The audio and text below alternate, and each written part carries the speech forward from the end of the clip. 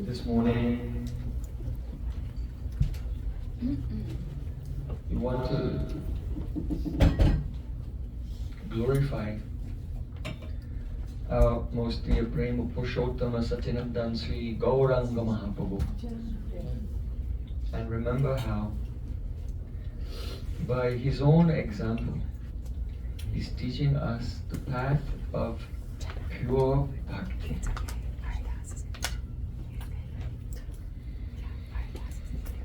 Nam Shrestam Manamapi Vaishochiputam Patra Surupam Rupam Tasakacha Muripurim Maturim Goshtvatim Radha Kundam Kirivaram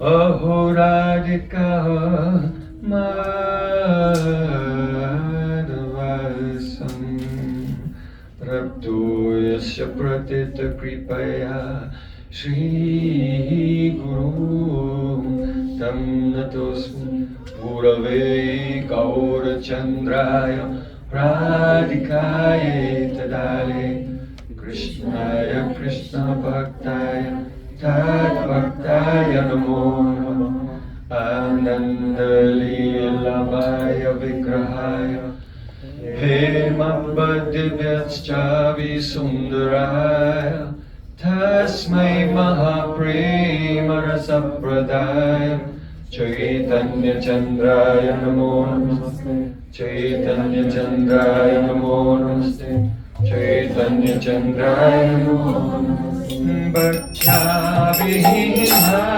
Apayadalakshe Chilkashtakamani Karangamari Vivahitam Sharam Prabhala Brinde Namaste Charanara Vrindam Brinde Namaste Charanara Vrindam Govinda Damodara Madhaveji Govinda Damodara Madhaveji Govinda Damodara Madhaveji Govinda Damodara Madhaveji Hey Krishna, Hey Radha, Hey Sate Govinda Damodara Madhaveji Shama Sundar Shikanda Shekhar Smaraha Smurali Manara Radhika Raskumama Kripa Nidhi Supriya Charna King Karim Kuru Tavai Vasmi Najivami Tvaya Vina Iti Vikyaya Devi Tam Namam Charanantikam. First of all, I have myself standing Dandavat Puspanjali, my heart like flowers thousands of times at the lotus feet of my holy master, my supremely worshipable spiritual Gurudev, Asmatiya Paramaradhatama Guru Pada Padma, Nityalila Pravishta Om Vishnupad Ashtotara Satasri Rupanuga Acharyavarya Sila Bhakti Vedant Narayan Goswami Maharaj. Secondly, I offer my pranam thousands of times at the lotus feet of my Param Gurudev, to Srila Prabhupada and to all of our Sri Rupanuga Gaudiya Guru Parampara. And finally, I offer my pranam to Srimati Shamarani Didi Maharaj and all the assembled Vaishnavas and Vaishnavis. Vanja Kalpatarusa Vasandu Vyavadavana Bhavana Swami Prabhu.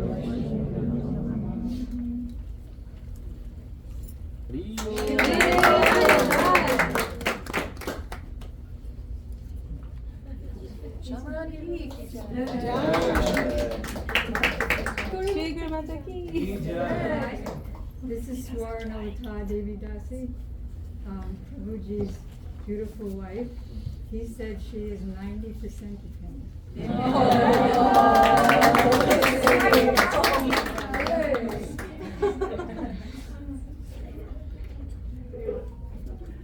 Perhaps you know that before our most dear Sri Satyanandan Gaurahari descended to this world, Sri Krishna decided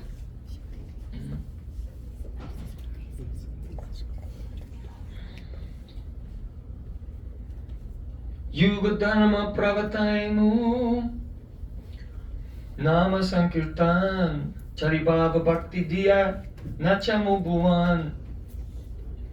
I will appear in this world and I will spread the Yuga Dharma and I will make the whole world dance, realizing 4 bhavs of Braja, Dasa Sakya Vatsalya and Madhurya.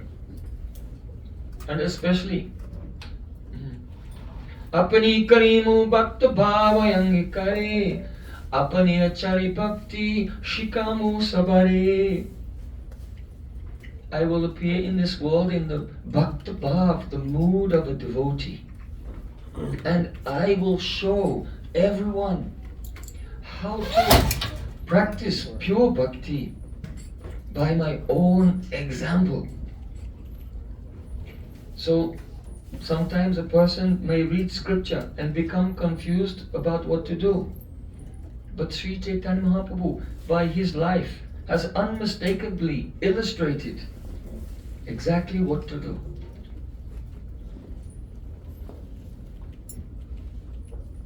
First of all, he gave up all his pride in being a great scholar, Nimai the Pandit. And he took shelter of Sri Guru, Srila Ishwara Puripad. He remembered his Diksha mantras with the greatest honor and became avesh, absorbed in chanting japa of the holy names Hare Krishna, Krishna Krishna, Hare Hare, Hare Rama, Rama Rama, Hare Hare. And chanting without offense. Taramadye Sarva Shastra Nama Sankirtan. Out of all the practices of bhakti, Nam Sankirtan is best. Niraparad Nam Laile Bhai Premadhan. If a person will chant without offense, then they will attain love for Krishna and the darshan of Sri Krishna. So Nimai, from being Nimai Pandit, he became Bhava Kurasik Nimai, pure devotee. He realized love for Sri Krishna.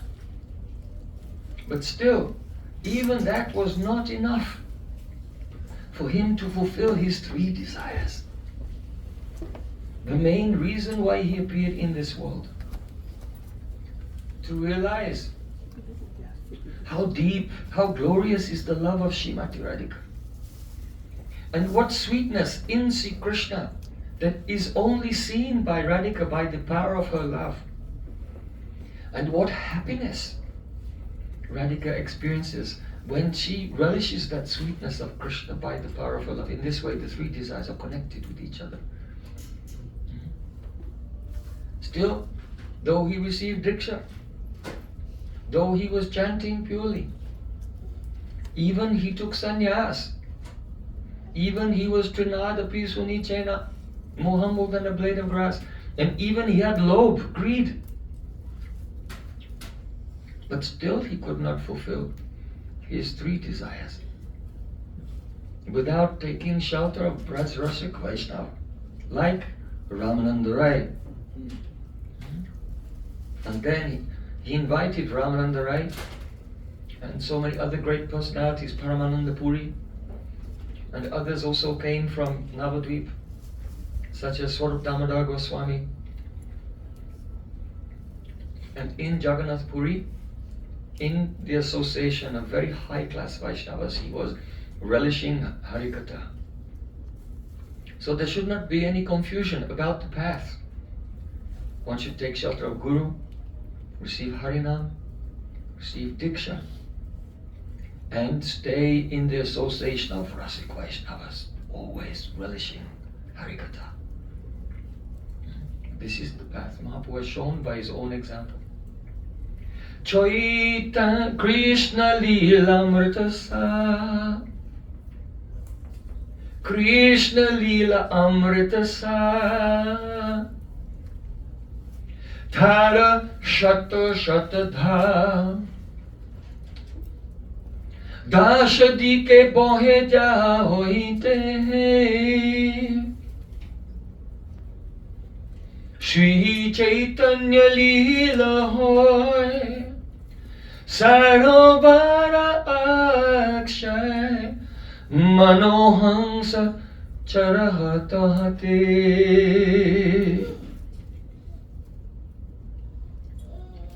Srila Krishnadas Kaviraj Goswami Pad, he has said that Krishna Leela is Amritasar. It is the essence of all nectar. And it is flowing in hundreds and hundreds of streams in all 10 directions. North, south, east, west, and the corners, and also up and down. Everywhere the streams of nectar of Krishna Leela are flowing. But where are they flowing from? Where are they flowing from? These streams are flowing from an inexhaustible reservoir of nectar. And that inexhaustible reservoir is Gaura Leela, Chaitanya Leela. Manohansa Charahatahate. So let my heart, let my mind simply become a swan gliding upon the surface of that reservoir of Gaura Leela. And from there what will happen?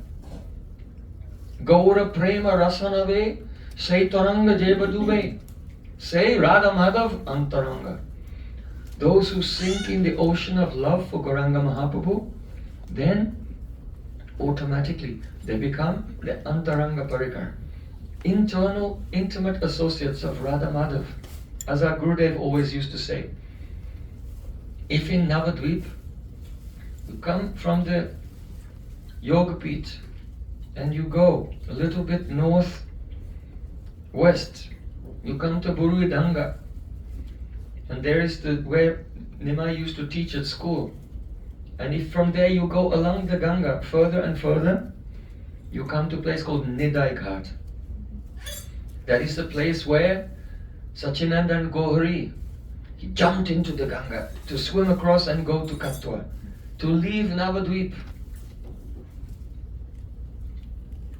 And he plunged Sachimata, Vishnu Priya, Advaita Acharya, Srivas Thakur, and all the residents of Navadvip in the ocean of separation. So if you will go to Nidai Ghat and take bath there, sink under the water of Ganga there, that means be immersed in the mood of separation from Gauranga. Grihe babone te take, ha Gauranga bole take, narottama mage tarasanga. Sri Narottam Das Thakur is saying, I am begging for the association of anyone. Whether they live in the forest, they are sannyas or grihastha, I don't care. I'm begging for anyone who is crying, Ha Gauranga. Oh Gauranga, where are you? So if someone will feel separation from Mahaprabhu and sink into that, Gurudev said those who go under the water at Nidai Ghat, when they come out, they find they're in Keshi Ghat in Vrindavan. So Gaura Leela is our back door to Krishna Leela. Radha and Krishna is very difficult to attain. Yadyapi samudrishu vidirapi pashati natava nakaraga marikchyam. Lord Brahma, in his samadhi, it's very hard for him to even see some light emanating from the tips of the toenails of Krishna. Then what will we do? How realistic is it really? Not realistic that we can attain Radha and Krishna. But if we take shelter of Chaitanya Mahaprabhu, if we take shelter of Gaura Leela, by his mercy we can attain.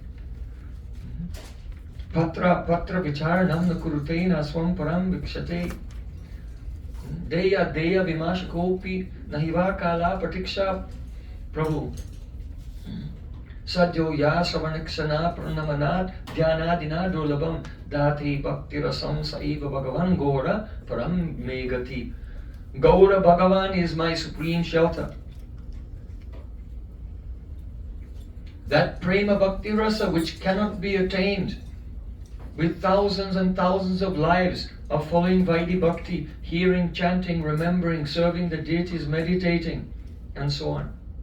Mahaprabhu is giving patra, patra, whether you are qualified or apatra, you are not qualified. Once, one wealthy man, he decided for his punya, he wanted to distribute the kheer, sweet rice, Mahaprasad to everyone. So he got his cooks to make a very big pot of sweet rice and offer to Sri Krishna, and then he went into the main street and he was distributing kheer, sweet rice to everyone. The people were standing in a long queue and everyone was happily, they were filling their tiffins and going home, and sometimes going to the back of the queue for seconds. But one man was very sad, he was sitting in the corner. And the rich man told him, hey, come here, why don't you take some kheer? He said, oh, I have no patra. I have no tiffin, I have no patra, no receptacle to receive it in. So that wealthy man said, don't worry, I'll give you a patra. So then he took his own tiffin and gave it to that poor person. Then he filled the tiffin with kheer. And he went away and relished that. So Chaitanya Mahaprabhu is like that. Patra, patra, vicharanam na kurute. He doesn't see if you're qualified or unqualified. If you are not patra, if you're not qualified, then he'll call you and then he'll clean you and he'll give you a patra and then he'll fill it with the Krishna Prem. This is our Gauranga Mahaprabhu. Very kind. Naswam param bhikshata. He never sees. Are you in my party or in another party? If you see that Vaishnavas are in this party or that party, then how will you get the mercy of Chaitanya Mahaprabhu? Because Chaitanya Mahaprabhu never sees. Are you in this party or that party, my party or someone else's party? For him, no one is an outsider. He's very kind. Deya Deya Vimashiko Nahinava Kala Pratiksha Prabhu. He never thinks, what I'm giving, should it be given or not? What is he giving? Samarpaitum unnata ujjvala rasam swabhakti sriyam radha dasyam. The service of Srimati Radhika, the highest gift that was never given before in this day of Lord Brahma by anyone else ever, except for himself in the previous day of Brahma. Only he gives this, no one else. Should it be given to the dregs of Kali Yuga? So many avatars came and so many people were liberated, and now this Kali Yuga came and all the dregs are left in the bottom of the barrel. Should they get this higher thing? He never cares. He doesn't care. Should it be given or not? Let me give. Maybe he should wait until the end of Kali Yuga, and then when Satya Yuga starts, the people will be more qualified. Yeah? No. Kala Pratiksha. He does not wait for opportune time. No problem. This Kali Yuga, in this dark age, still Mahaprabhu is giving this great gift. So he's so merciful. When he was young, he had his pastimes called Vidya Vilas. Very wonderful. Vidya Vilas means his pastimes of education. Studying Vyakaranam, Sanskrit grammar. Studying Navya Nyaya, the new school of logic, which has become so powerful and popular in Navadvip at that time, and going everywhere and picking quarrels with people and engaging in debates. One day, Nimai, he was crossing the Ganga in a boat because his higher education was on the other side of the river, and there was one student, one school friend was there with him, named Raghunath. He is now famous as Raghunath Shiramani. He wrote Diditi, commentary on Navya Nyaya. And that commentary was so influential that the history of Nyaya is divided into two parts, the pre-Raghunath period and the post-Raghunath period. He changed it so much. So when he was a boy, he was in a boat with Nimai. And Raghunath said, "Oh Nimai, I have written a commentary on the Navyanyay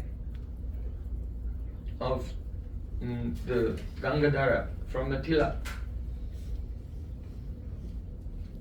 That commentary which became world famous. But now no one has seen it, only he, and he wants to show it to Nimai." Nimai said, "Oh really, you wrote a commentary on Navyanyay? That's a great coincidence, because I also wrote a commentary on Navyanyay. Do you want to see it?" Yes, yes. So they exchanged their commentaries with each other. This is, yeah. That's why I'm a bit. It's a bit too cold for me. Thank you. So they exchanged commentaries, and they were reading each other's commentaries. After a few minutes, then Raghunath was crying. Nimai said, "Why are you crying?" He said, "I worked so hard on my commentary for so many years. I thought it was so good. But now I'm reading your commentary. Then I realized no one will read my commentary. No one will respect my commentary after reading your commentary." Nimai said, "That's why you're crying?" Said, yes, that's why I'm crying. My life's work now ruined, eclipsed by your brilliance. Nimai said, "Give me that." And he grabbed his own commentary out of his hand and he wrapped it up and he threw it in the Ganga. Wow. And then his commentary became world famous. You know, so there's a personality in Jaiva Dharma named Brajanath. And it's just after the disappearance, some years after Mahaprabhu was in this world, and day and night he's dreaming, maybe I could find that commentary. You read in Jaiva Dharma? Maybe it floated and washed up on the shore somewhere and someone found it. And day and night he's thinking, Nimai Pandit, Nimai Pandit, Nimai Pandit, where can I find this commentary? It must be so good. And what happens? Just by remembering Nimai Pandit, that logician, he came into Sadhu Sangha and he became a Vaishnava. So how merciful is Caitanya Mahaprabhu? Why did he wrap up his commentary and throw it in the Ganga? Why? Because he wanted to show us, don't waste your time in the logic and arguments. Taka Pratisthanat. The absolute truth cannot be understood by the material logic and arguments of the mundane mind. Any argument, you may be very logical, but any argument has to be based on some premises. And where do you get the premises from? Logic cannot generate its own premises. The premises have to be based on your experience, your sense experience. And your senses are limited and imperfect. So even if your logic is so good, but you only can process premises which are limited and imperfect. And so logic is already deconstructed and delegitimized from the very beginning, just on this point. What to speak about the limitation of human logic as well. So don't try to follow this. Nimai Pandit, when he went to Gaya, after the passing away of his father, he went to Gaya to do Pinda. And there he met Srila Ishwara Puripad. Now don't think that was the first meeting with Srila Ishwara Puripad.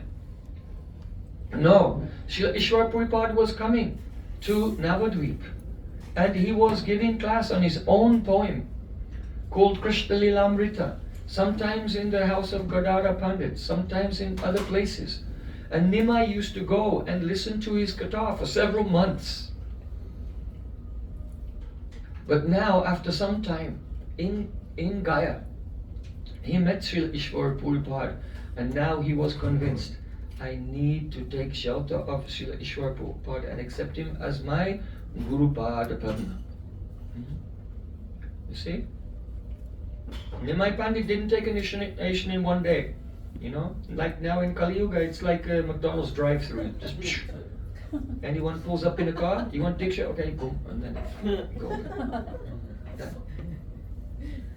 like fast food. This is not the process. Mahaprabhu was hearing from so many Vaishnavas, and after hearing from Ishvara Puripad for several months, it's described in Chaitanya Bhagavat, and digesting. And then some year or so later, he was in Gaya, and when he met him, I want to take shelter, and he requested from him. Because Nimai was coming from a logical background, he wanted to know from him about Vedanta Sutra.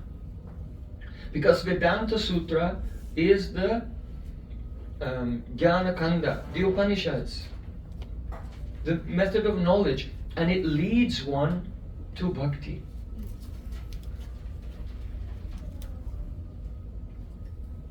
Jnana vidya kutrena shitena dhira. Shri Krishna said in the 11th canto that jnana, knowledge, is like an axe, and you sharpen it by listening to Guru and engaging in service. And by the axe of knowledge, you cut yourself from the subtle body.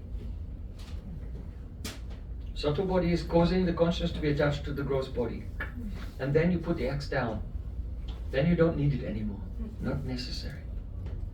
After that, by pure saddha, by pure faith, one can enter into the divine realm. So, Vedanta is the path to approach understanding the Vedas through knowledge, but it must be heard from Sri Guru. The Vedas are actually the preliminary introduction to spiritual knowledge. They are like a desire tree. They can fulfill all desires. If you want to go to heaven, if you want to be wealthy, if you want to have sons, everything is there in the Vedas for you. But the important thing about desire tree is not what you want from the desire tree, but what the desire tree wants to give to you. And the desire tree of the Vedas wants to give to us its fruit. And what is the fruit of the desire tree of the Vedas? Nigama kalpataro galitam palam shukamukadamrita drabasam yutam pibat bhagavatam rasamalayam muhuraho rasika bhuvi bhavakaha. The juicy, mature fruit of the desire tree of the Vedas is Srimad Bhagavatam. And that is full of Krishna's pastimes. The direct pastimes of Krishna are not being described in the Vedas, Vedic mantra. Only some hints are there. So Srimati Shamarani was asking yesterday, what is this? We study Shastra, but it's saying by following Bhakti you go beyond the Vedas. Because the Vedas are only a preliminary philosophical thesis leading one to the conclusion, you must do Bhakti. And then Krishna Bhakti Rasa Swarup Sri Bhagavata Sarva Veda Shastra Hoiti Parama Mahatva. Krishna Bhakti Rasa Swarup, the Rasa Swarup is Srimad Bhagavatam, and of all the Vedic literatures, it is the most important. Just like Uddhavji said when he came to Vrindavan, Kim Brahma Janmabhya Ananta Katara Sasya. He said, what is the use of taking birth as Lord Brahma if you don't have taste in the glories of Braja Gopis? That Ananta Katha. Or what is the value of taking birth in a Brahmin family if you don't have taste in the glories of Braja Gopis, Ananta Katha? There's Ananta Rasa in the Rasa Lila, unlimited Rasa. So that is the Ananta Katha. And if you have taste in the glories of Braja Gopis, then what is the use of taking birth in a Brahmin family or as Lord Brahma? No need. If you have that taste. Because that taste is a seed and it will grow. Govinda eva nikalat maniruddha bhava vanchanti yad bhava bhuyo muniyo vayamcha kim brahma janmabhir ananta katara sasya. Another meaning. Kim brahma janmabhir. Not birth as a Brahmin, but here Brahma means Brahma Vidya, the knowledge of the Vedas.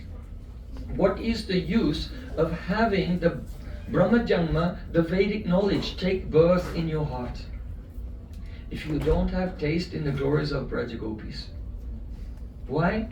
Because the Brahma Vidya, the knowledge of the truth coming from the Vedas, is like a boat.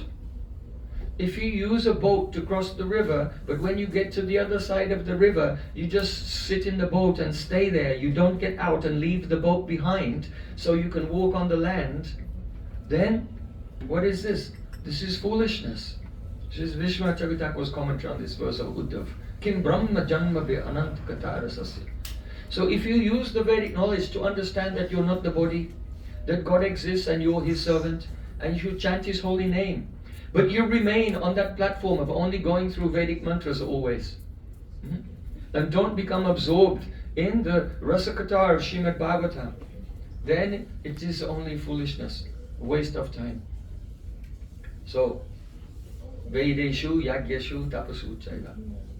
Srimati Shamran, this question was so nice. The whole night I was thinking. This question. Sadhu Sangha is so inspiring. So, when Nimai Pandit came to Ishwara Puripad, because he was coming from a logic background, he said, "Oh Gurudev, please, can you teach me Vedanta?"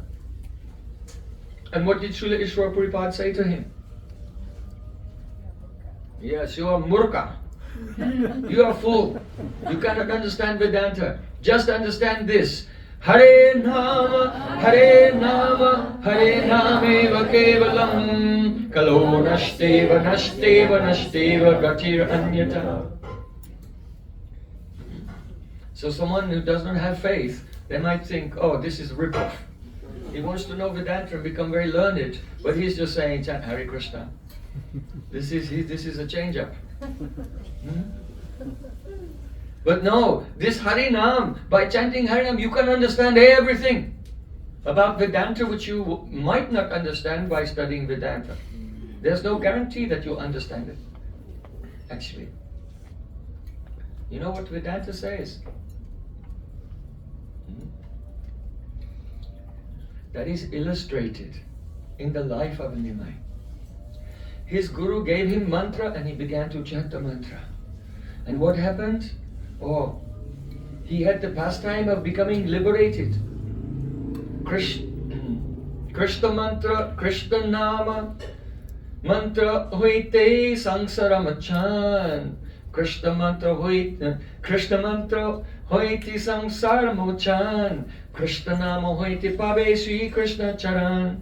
His guru told him that if you remember the Diksha mantra, you'll be liberated from this world, and then when you chant Hare Krishna, the Nam mantra, then you'll directly serve the lotus feet of Krishna. And he experienced this, sometimes laughing, sometimes crying. He became quite mad.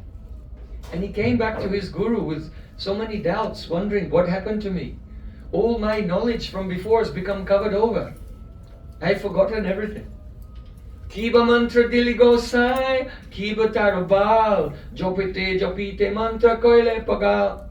Oh Gurudev, what kind of mantra did you give me? I was chanting it and I became mad.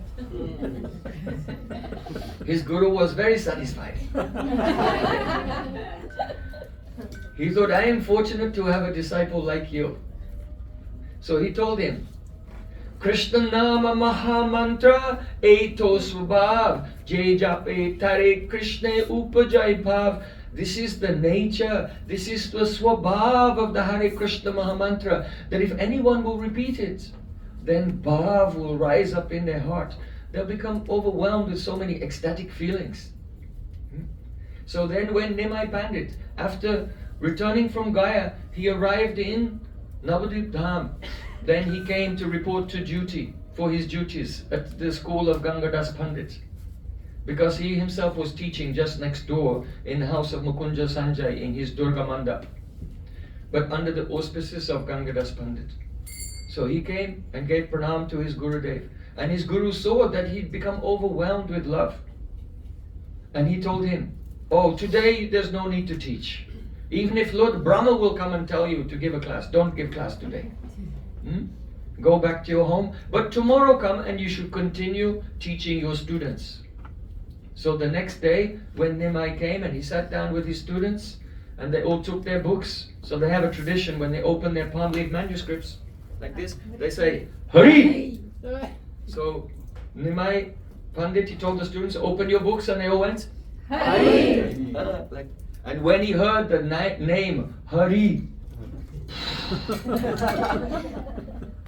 he lost the external consciousness and he just began to speak He was in half internal, half external consciousness. If the students asked him a question, what is the purpose of Varnashram Dharma? Krishna. What is the meaning of this verbal root? Krishna. What is the meaning of these grammatical cases? Krishna. Whatever question they asked, the answer was always Krishna.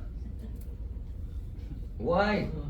Because the material covering, because Mahaprabhu doesn't have material covering, but he's having the pastime. When we receive Diksha, the material covering of the ear becomes pierced by Shabda Brahma, and it reveals the nature of all sounds. This is the teaching of Vedanta. Every word is a name of Krishna. For one who is freed from the illusion of duality, one who is situated in a Advai Gyan, non-dual consciousness, for them every sound is glorifying Sri Krishna.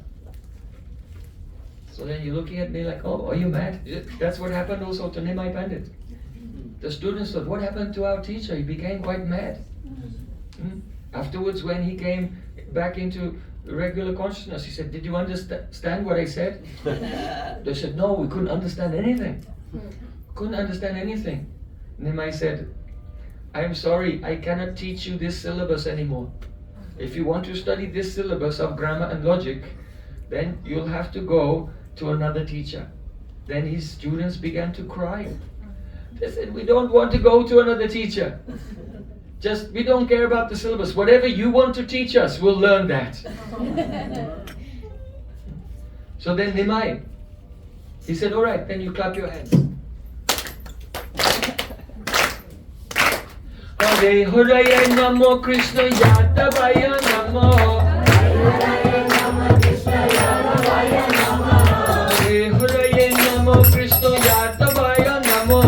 Hare Hare Krishna Yadavaya Namo. Gopal Govinda Ram Shri Madhusudan. Gopal Govinda Ram Shri Madhusudan. This was the first kirtan. Then Hare Krishna Mahamantra.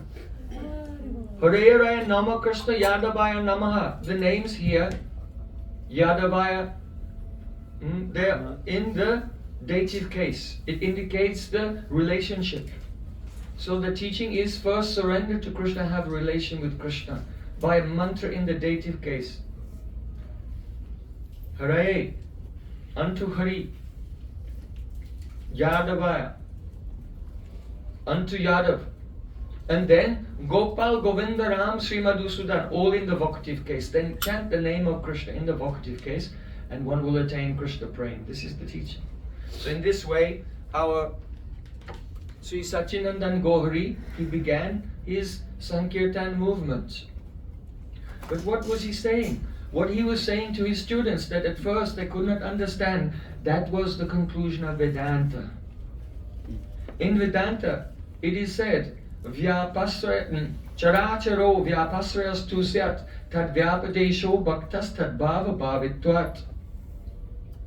The meaning is this. Before the creation,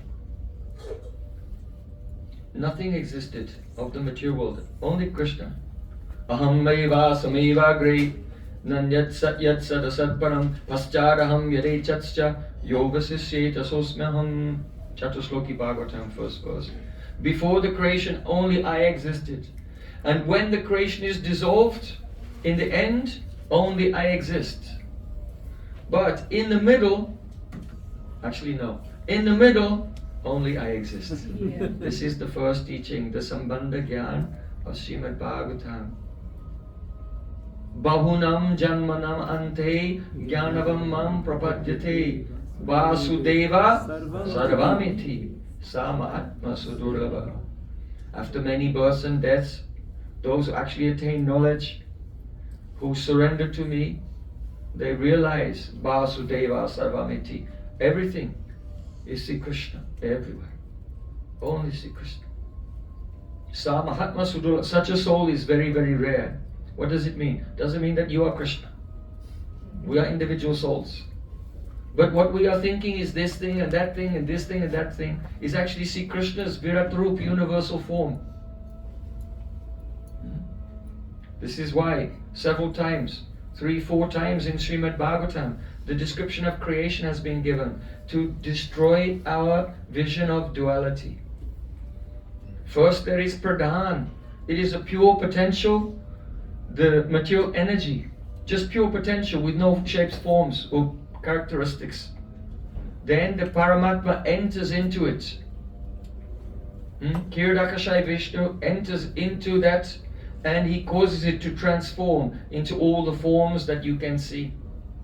So every form is his form primarily. Understand? This is this world. Every form is primarily his form, and therefore every word is primarily describing him, and only secondarily. Vedanta Sutta said, primarily every word is his name, and only secondarily does it refer to the things as we conceive of them in our conventional experience. Only those who go into the, at least Savikalpa Samadhi, Nishta, Ekagrata, one-pointed consciousness, they can understand this. Otherwise, we identify with one of those forms and then we see everything. The world is full of independent objects randomly bumping into each other in a chaos. And when we become free from our ahankar, then we see Vasudeva Sarvamiti, and everything becomes harmonized into a non-dual experience, Advaya Gyan. Without Advaya Gyan, how can we realize Krishna? Can't even realize Brahman without Advaya Gyan. This is why Srila Bhaktisiddhanta Thakur called his journal the Harmonist. Because in our state of duality, we see random chaos of hostile entities all competing with each other. And when the consciousness becomes purified, everything is harmonized into one non-dual reality. Of course, it's full of variety. It's Krishna's variegated. It's his Vaibhav, his Vichitrata. So Krishna said in Bhagavad Gita, Yesham Twantagatam Papam Jananam Punyakamanam Te Dvanva Moha Nirmukta Bhajanti Mam Vridavrata. Those persons who have become freed from sins and acted piously in this life and previous lives. Here, the pious activity means not karma punya, means sadhu sangha, serving Vaishnavas. Those who have served Vaishnavas in this life and in previous lives and become free from their sins, they become free from dualistic vision. Bhajanti mam dhridabrataha. They can do bhajan with determination. Not others. Others become always bewildered by the world. They're in a state of moha. And so they become entangled in dualities. Upajiva bodhilata brahmanda bedi jai. Viraja brahmaloka bedi parabhyamapai. Mahaprabhu said the Bhakti Lata beach pierces the covering of the universe. Then it goes in the Viraja river. Then it goes in Brahman. And then Parabhyam, then it goes to Vaikuntha. Then it goes to Golok.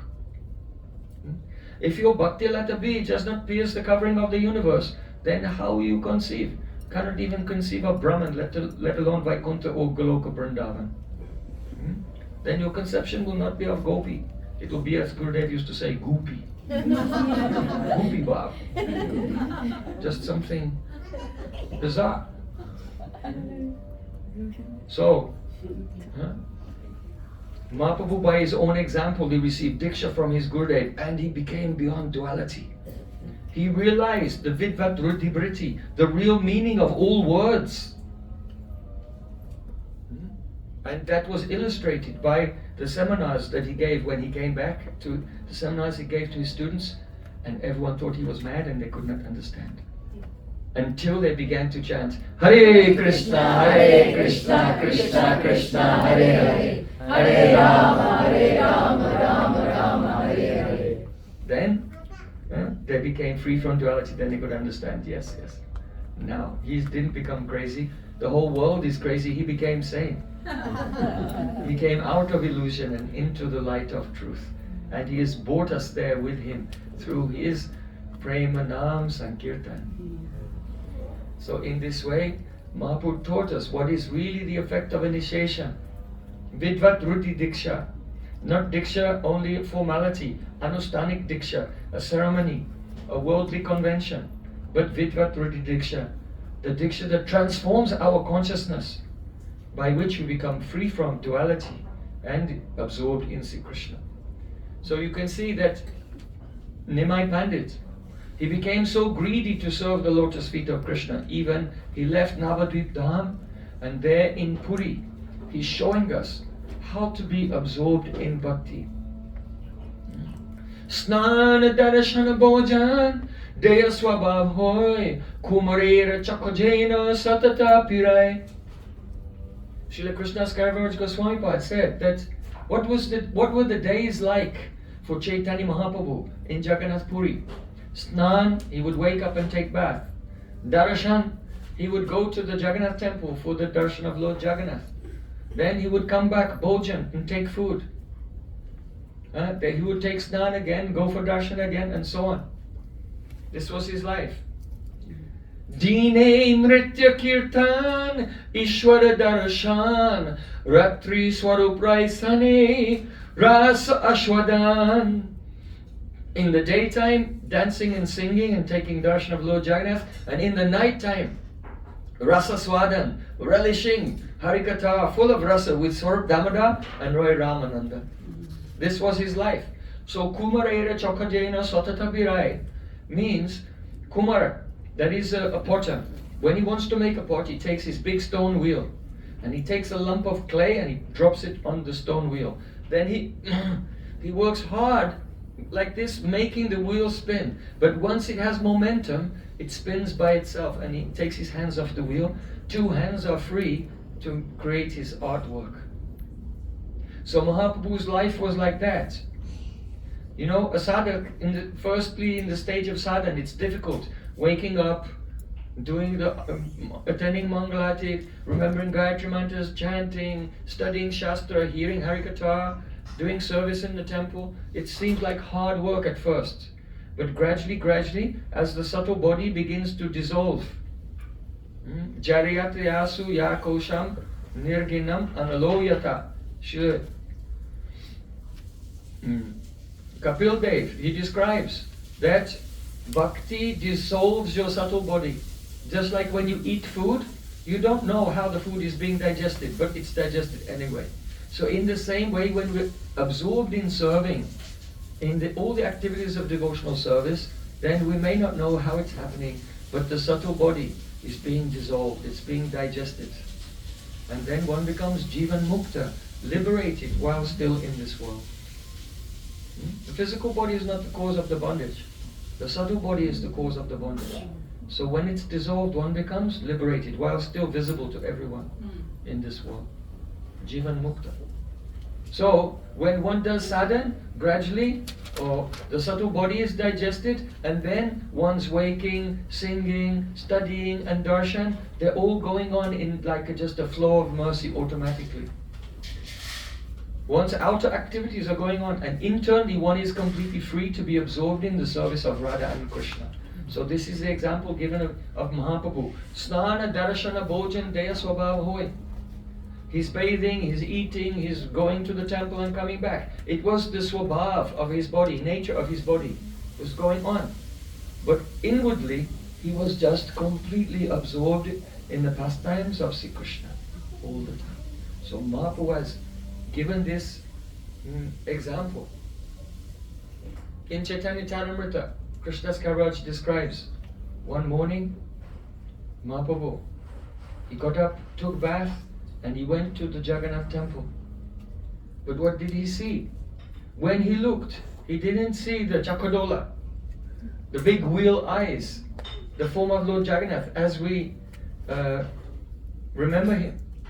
But he saw Shyam Sundar Krishna, Tribhanga Lalit, Sri Krishna in Vrindavan. But not in the way that an ordinary person will see. Why? Because Chaitanya Mahaprabhu is absorbed in Radha Bhav, completely absorbed in the mood of Radhika. And now Krishna himself is experiencing what it's like for Radhika to see Krishna. And that was something that he didn't know. He didn't know. That's why Krishna has appeared as Gauranga. What is the beauty in me that she sees that no one else can see? Now that desire is being fulfilled.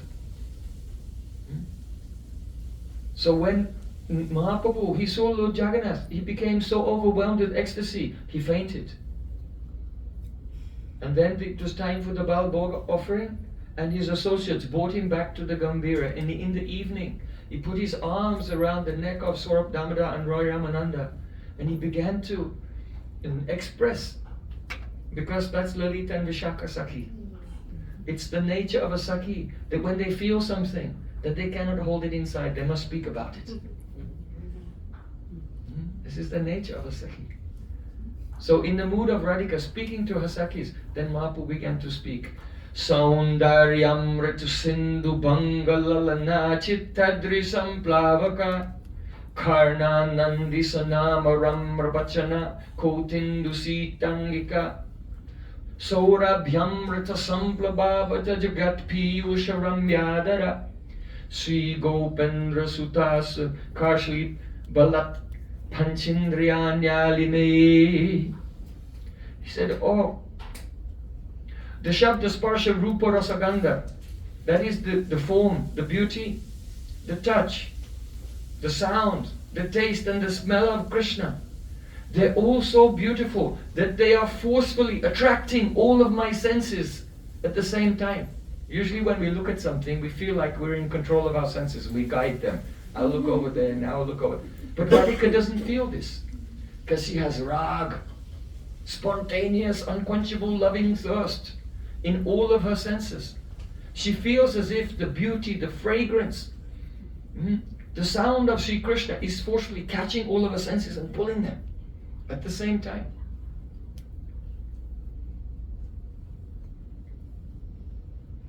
Mahaprabhu said, in the mood of Radhika, my mind is like a horse. And if there are 5 people riding a horse and trying to pull it in 5 directions all at the same time, then the poor horse will die. How can I tolerate this? And this is his explanation why he fainted. Because you know what the function of the mind is?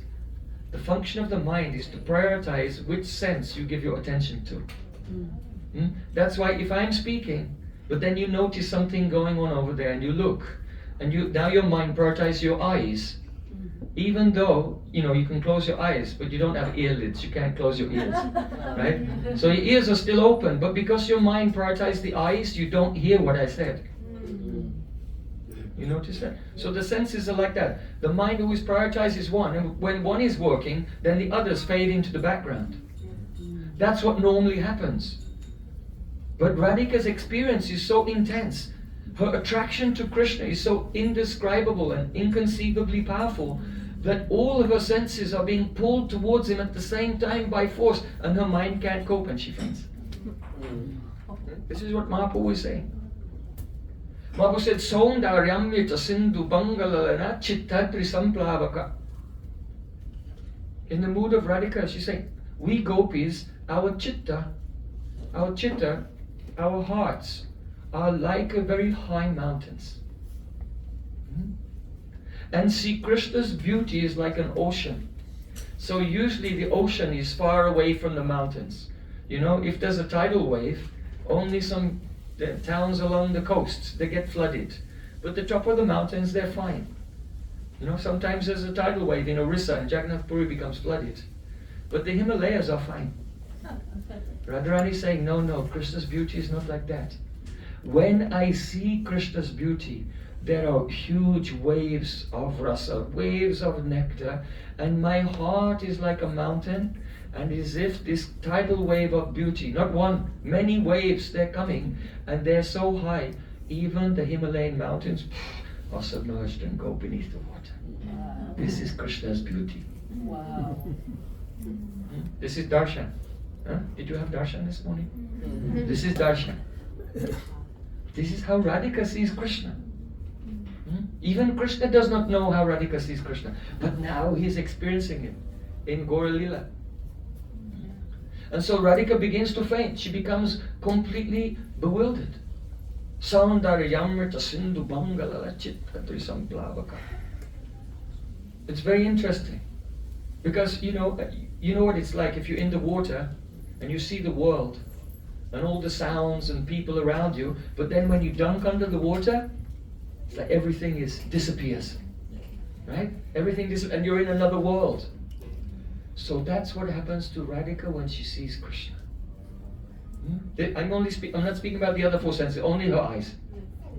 Only seeing him, the roop of Krishna, it's as if the entire world disappears and she's immersed in that. So Rupa Goswami has described, Kim swapnasya vilakshana gatiriyam kim jagarasya tava kim ratte upasati eva rabasad anaha kimanayava itam shamala chandrika parichaya spandena sandipita antakshobha kula aham parivita pragyatam agya bhavam. Radharani is saying to her Sakhis, even not seeing Krishna, only I saw a picture of Krishna. And when I looked, his sham complexion, lahara lahara sweet shama juki. Sometimes we look at something and it seems to be glowing. But see Krishna, his glowing is coming in waves, lahara, waves of beauty.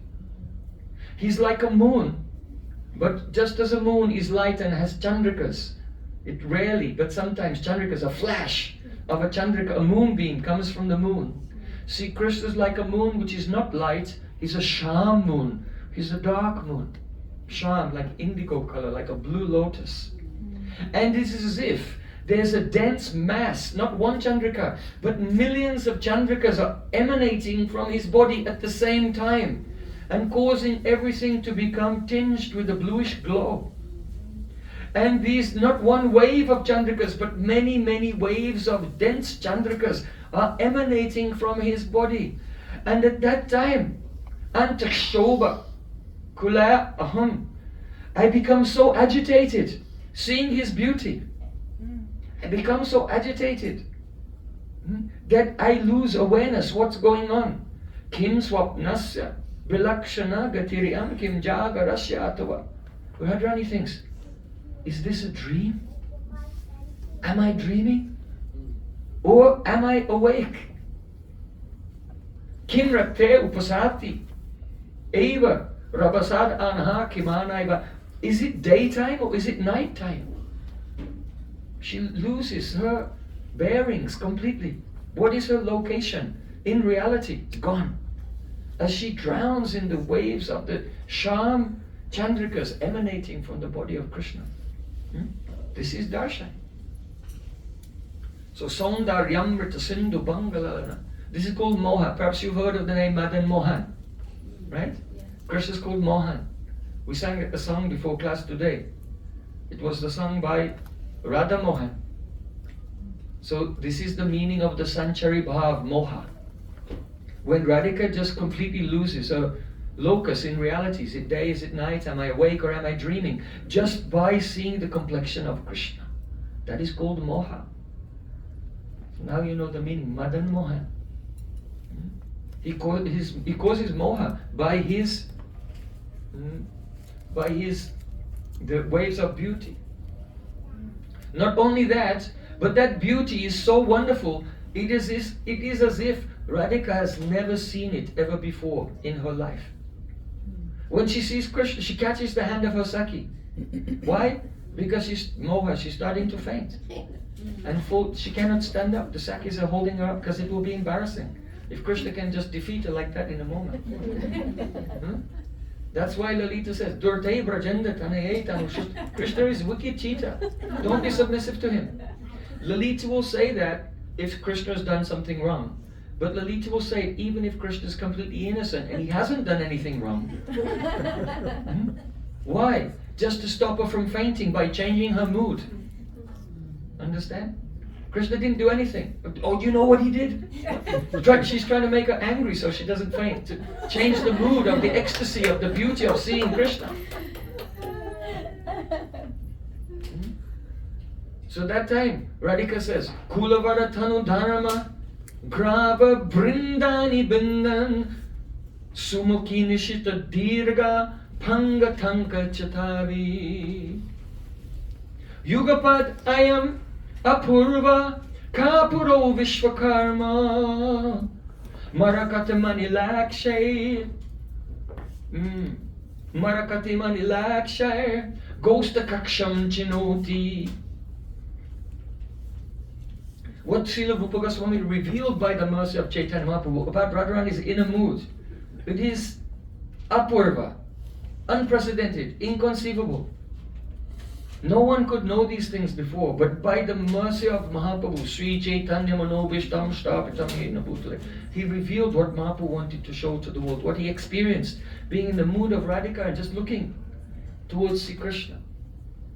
Radhika saying to her Sakhi, oh, Kulavaratanu Dharma, Grava Vrindani Bindan, the chaste gopis of Braja, they're a Kulavadu. They're from very exalted families. For many dynasties, everyone was very religious, and so their families have great respect, honor in society for being ideal. And so their adherence to Dharma and their adherence to chastity is as solid as granite, solid as rock. But this boy, he keeps looking at me, and each one of his glances is like a chisel. And he's like an artist, you know the sculptor, he takes the chisel and he cuts away, and the chips are coming off the rock until he creates a beautiful work of art. So Radhika is saying, when this boy looks at me and all the other gopis, their dharma, their satitva, their chastity is as hard as stone, but his glances are just and they're breaking, and all their adherence to Dharma, their shyness, their fear of their relatives, which is as hard as stone, is just broken into pieces of gravel. Grava, vrindam, binda. The Sanskrit word for gravel is grava, same thing. Their hard stone just becomes gravel, it's just broken by his glances. Or what can we do? Sumukti nishita dirga panga. Chatta, chatar, tanka, chatabihi. Is breaking away everything. Yugapadayama Purva, and at the same time, this artistic person, Kapura Vishwakama, I don't know who he is. Radharani is saying, who is this artistic person? She's seen him every day of her life since he was a small baby, and he looks so new and fresh. She's bewildered and asks Saki, Kobala, who is that boy? In Navadvip Dham, when we go to Ritudvip, there's a village, and that place is non-different from Radhakund. What's the village called? Kobla. Kobla. It comes from the Sanskrit Kobla. Kahabala becomes Kobla, according to Sanskrit grammar. Means, who's that boy? Because the beauty of Krishna is so intense, and Radhika's anurag. Actually, what is anurag? Sadanu bhutam apiyaha Koryan nava navam priyam. Rago bhavan nava nava sanuro raga itiyate is the definition of anurag. The love which is newer and newer at every moment, and which makes the object of love newer and newer at every moment, is called anurag. So Radhika doesn't even recognize who it is. Who is that boy who is breaking the granite of the dharma of all the gopis into gravel just by his sidelong glance?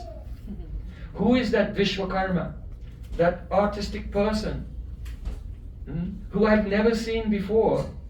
He's also, Yugapad means simultaneously, not only breaking the rocks of the heart's determination, but he's also constructing Marakatamani Lakshay Gostakaksham Chinoti.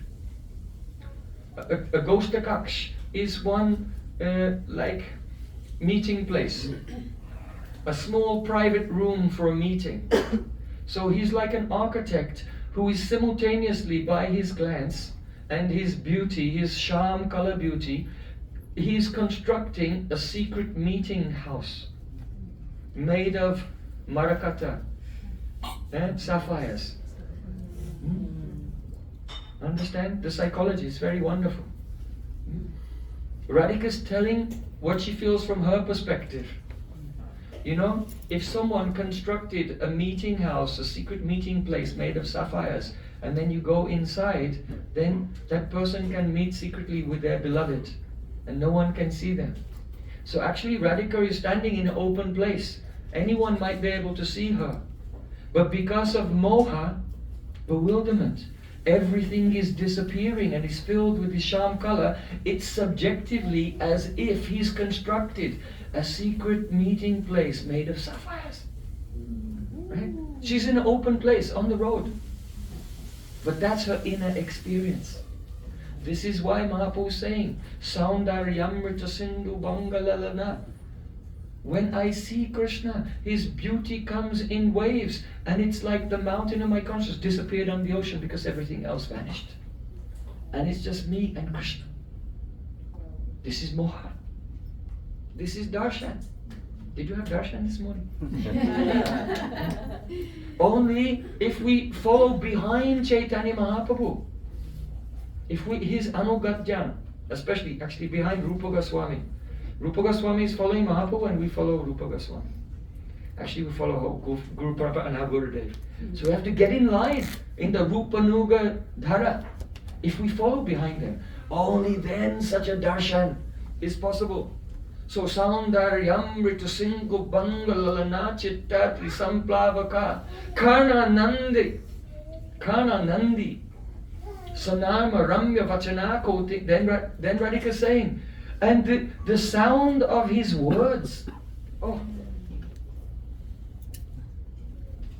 the sound of Krishna's words are Karna Nandi. They give such joy to the ears.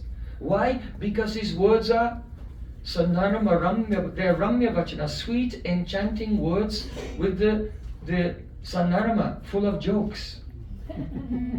He's the Dillalit Nayak, so he's the Parihasa Visharda. He's the life and soul of the party. He knows how to speak such a way to make everyone burst out laughing. Full of humor.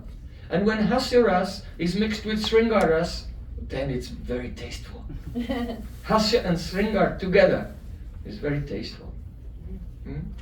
That is expressed by Madhyama Raga. So Gopi sing in Madhyama Raga when the Hasya and Sringa are mixed together. So how clever, how cunning are the words of Krishna?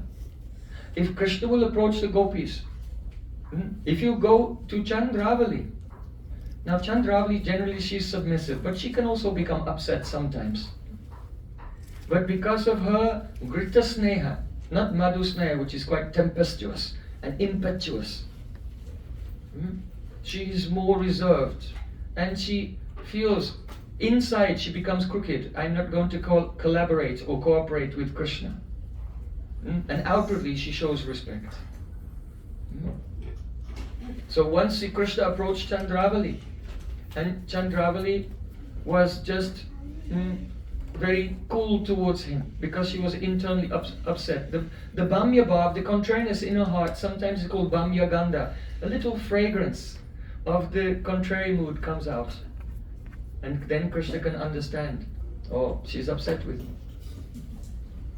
So then Sri Krishna, he said to Chandravali, Labdam mam abilokya dhanvi puruto ramavi abhyudgata netre padya vidincharajjalabari prityarpayan chakratu vakshastaskalad uttariyam adishat dibhyasanam sambramad Vamayasthavadakshina parikaro distadya vritto mai. He's so clever. Krishna, noticing that she was a contrary to him, he said, oh, today I am very fortunate. Why? Because even though you are Bhamya, you are contrary to me today, but I see that all of your associates are Dakshinya, they're very submissive to me. How is it that you are contrary to me, but all your associates are Dakshin, they are submissive to me? As soon as you saw me, you tried to hide your feeling of joy and be serious. But just as when a respectable person walks into an assembly, what happens? Everyone stands up to receive them. So as soon as you saw me, I noticed that all your hair stood on end to receive me. Then when a respectable person comes to the assembly, what do? They come forward with a bowl and a jug and a cloth, and then they wash that person's feet. So your hair stood on end to receive me respectfully. Then I saw a tear came in your eye, as if to wash my feet. Huh? And then I saw that your veil, your anchal that was covering your chest, slipped. It's one of the symptoms of attraction. So the veil that was covering your breast slipped, as if to offer me a sitting place, an asana. Please take a seat. So in this way, just as a respectable person is met with everyone standing up, then washing their feet and offering them a seat, even though today you are contrary to me, but all of your associates, your hairs, your eyes, your cloth, they're all very kind to me today. So this is my good fortune.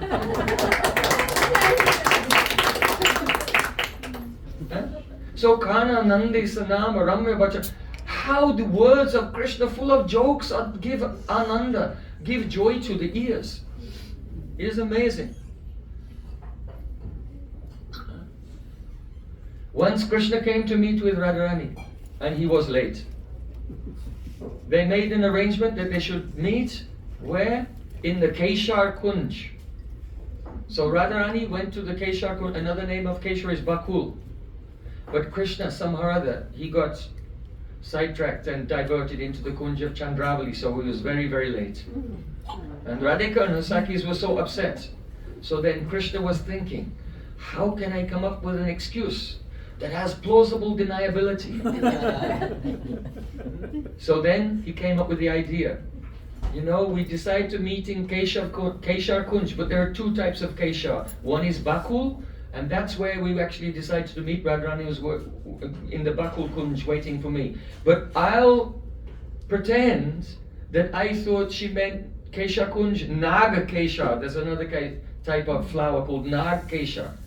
Once we were in the Jagannath Balabhatika in Jagannath Puri, where Mahaprabhu was resting and he was massaged by Prataparudra Maharaj. Once I was walking through there with Gurudev, and he was pointing out all the different flowers, and I remember he said, this is called Nag Keshar.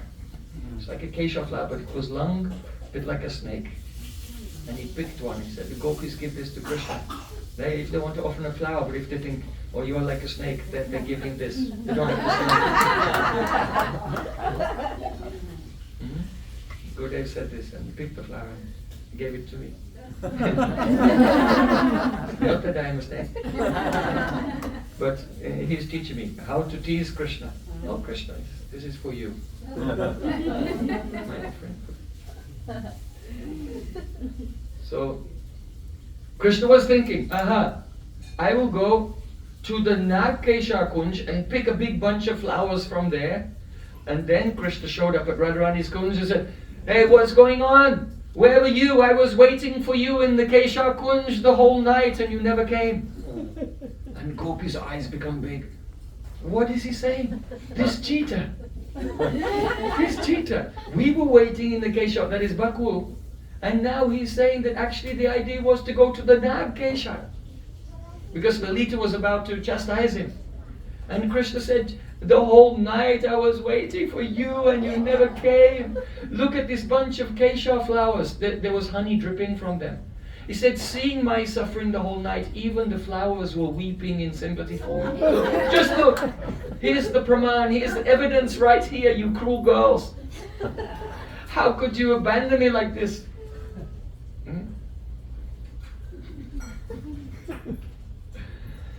So then, Krishna, he became very submissive. He became very submissive to Radhika.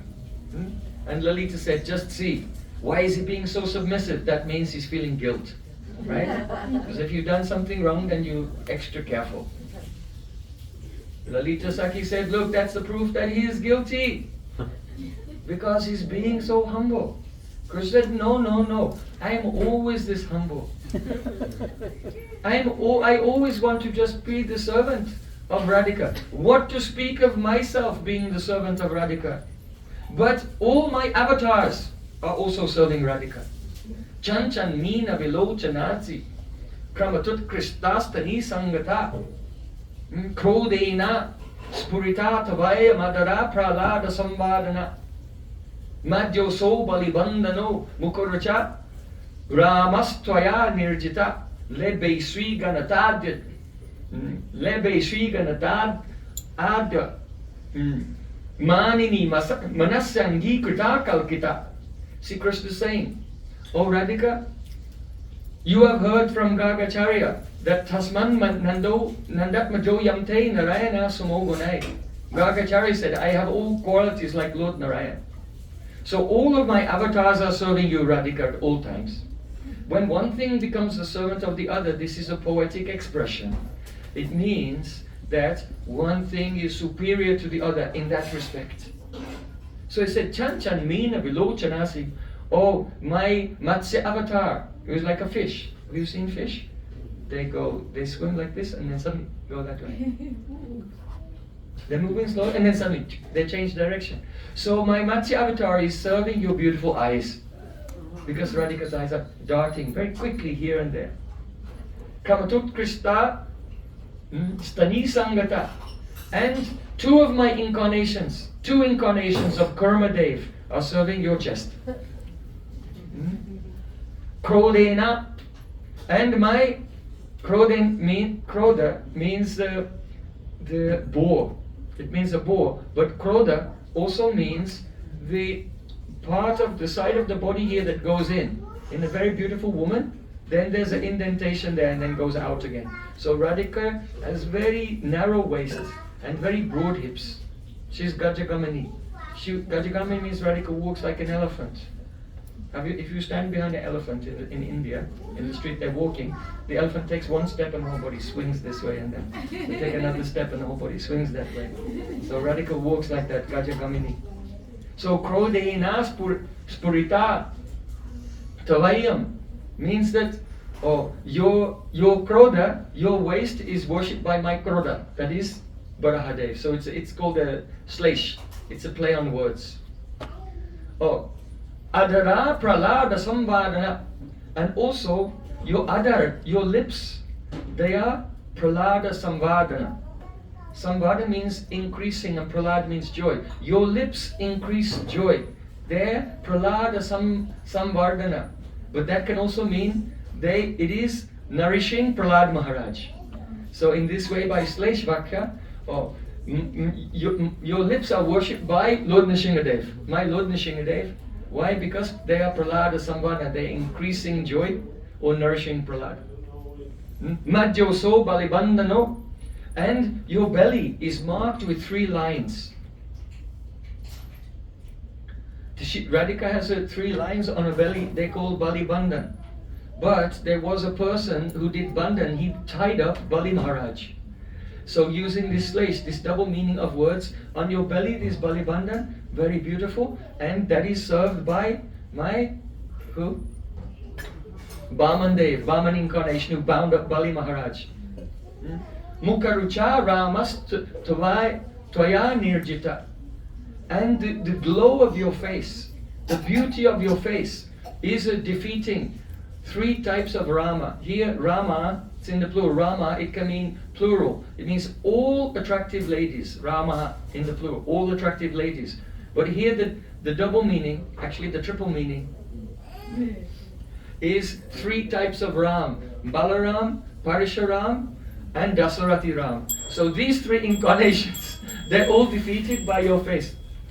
And Lebe, Si Radha Raman Bihari Juki. And the beauty of your face. Lebe Sri Ganatadya Manini Manasyangi Krita Kalkita. Krishna is saying that Sri means beauty and Gana means condensed.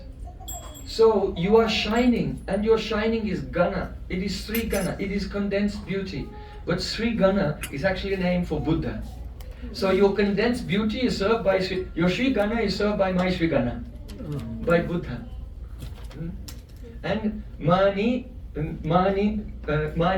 Manasa Krita Kalkita. And your mind has become Kalkita. That means polluted by anger. You become angry with me now. So here, your Kalkita, your angry mind is being served by my Kalki incarnation. So, in this way, using the Sleish Alankar, the double meaning of words, just in a moment. Lalita says, oh, look how submissive he is. This proves that he is the guilty and he's hiding something.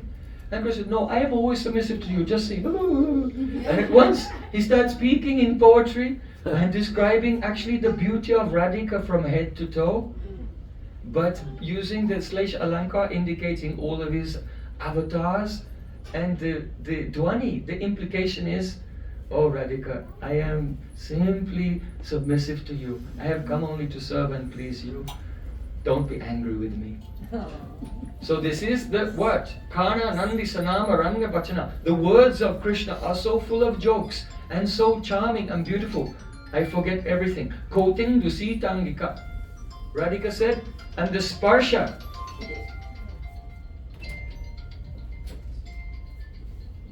Yamaraj calling. If your phone goes off during Harikatha, you know, Harikatha is Amrita, makes you immortal.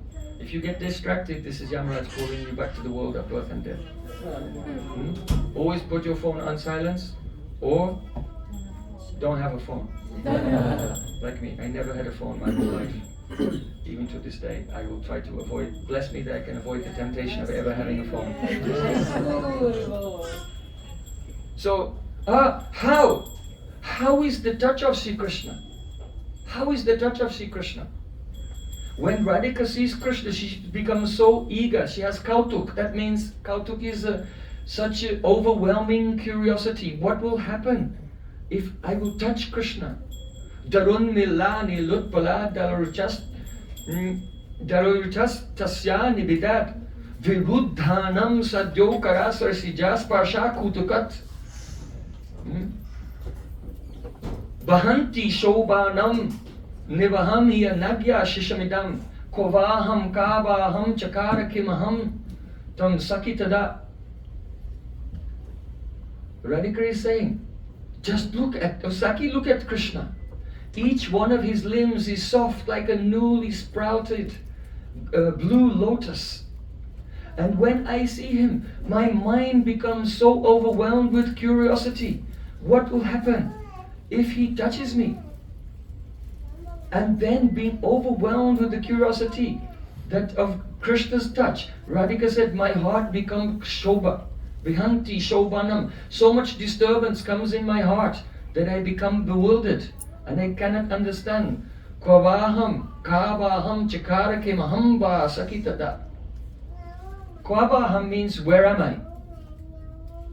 Only seeing Krishna and being eager for his touch. Radhika thinks, am I standing on the street in a public place? Or am I in the courtyard of the Jatila Haveli, my mother-in-law's house? Or am I alone with Krishna in a kunj somewhere? Why does she think like this? Because she's having multiple spurtis at the same time. She's having a spurti of being on the street and seeing him. She's having a spurti because she feels fear. She's having a spurti of being in the courtyard, garden of a home where Jatila may be seeing. And because of her ambition to play with Krishna, she's having a spurti of being alone with him in a kunj, or we might say a sapphire meeting place. Simultaneously, spurtis are coming at the same time, and she's asking Asaki, which is the real one? Where am I? So Kovaham, Kavaham. Kavaham means, who am I? Am I the daughter-in-law of Jatila, who has to perform her housework every day very diligently and never look at another man? Or am I the Sada Bhogyavastu?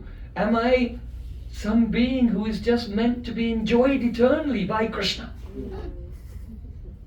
Some fear is there, and also her actual natural position of the Sada Bhogya Naika, the heroine who just exists to be enjoyed by Sri Krishna. Chakara kimahamba sakitada. Oh Saki, what happened? Actually, nothing happened yet. Only she saw him and became eager to feel the cooling touch of Krishna, which is koting dusitengaka. That means more cooling than 10 million moons. And she becomes lost. Many spurtis are taking place at the same time. She does not know which spurti she is really in. And she said, Chakara ke mahamba. Saki, what happened? Did I just meet with him already? Did I meet with him and then become contrary and walk away? Or did I meet with him and enjoy with him in being a submissive heroine? Or did I meet with him and become pragalpa, very bold? And be a pragalpa heroine? What happened? Actually nothing happened. But she's already experiencing so many different possibilities and types of meeting in the spurti. This is moha, the sanchari bhav of moha.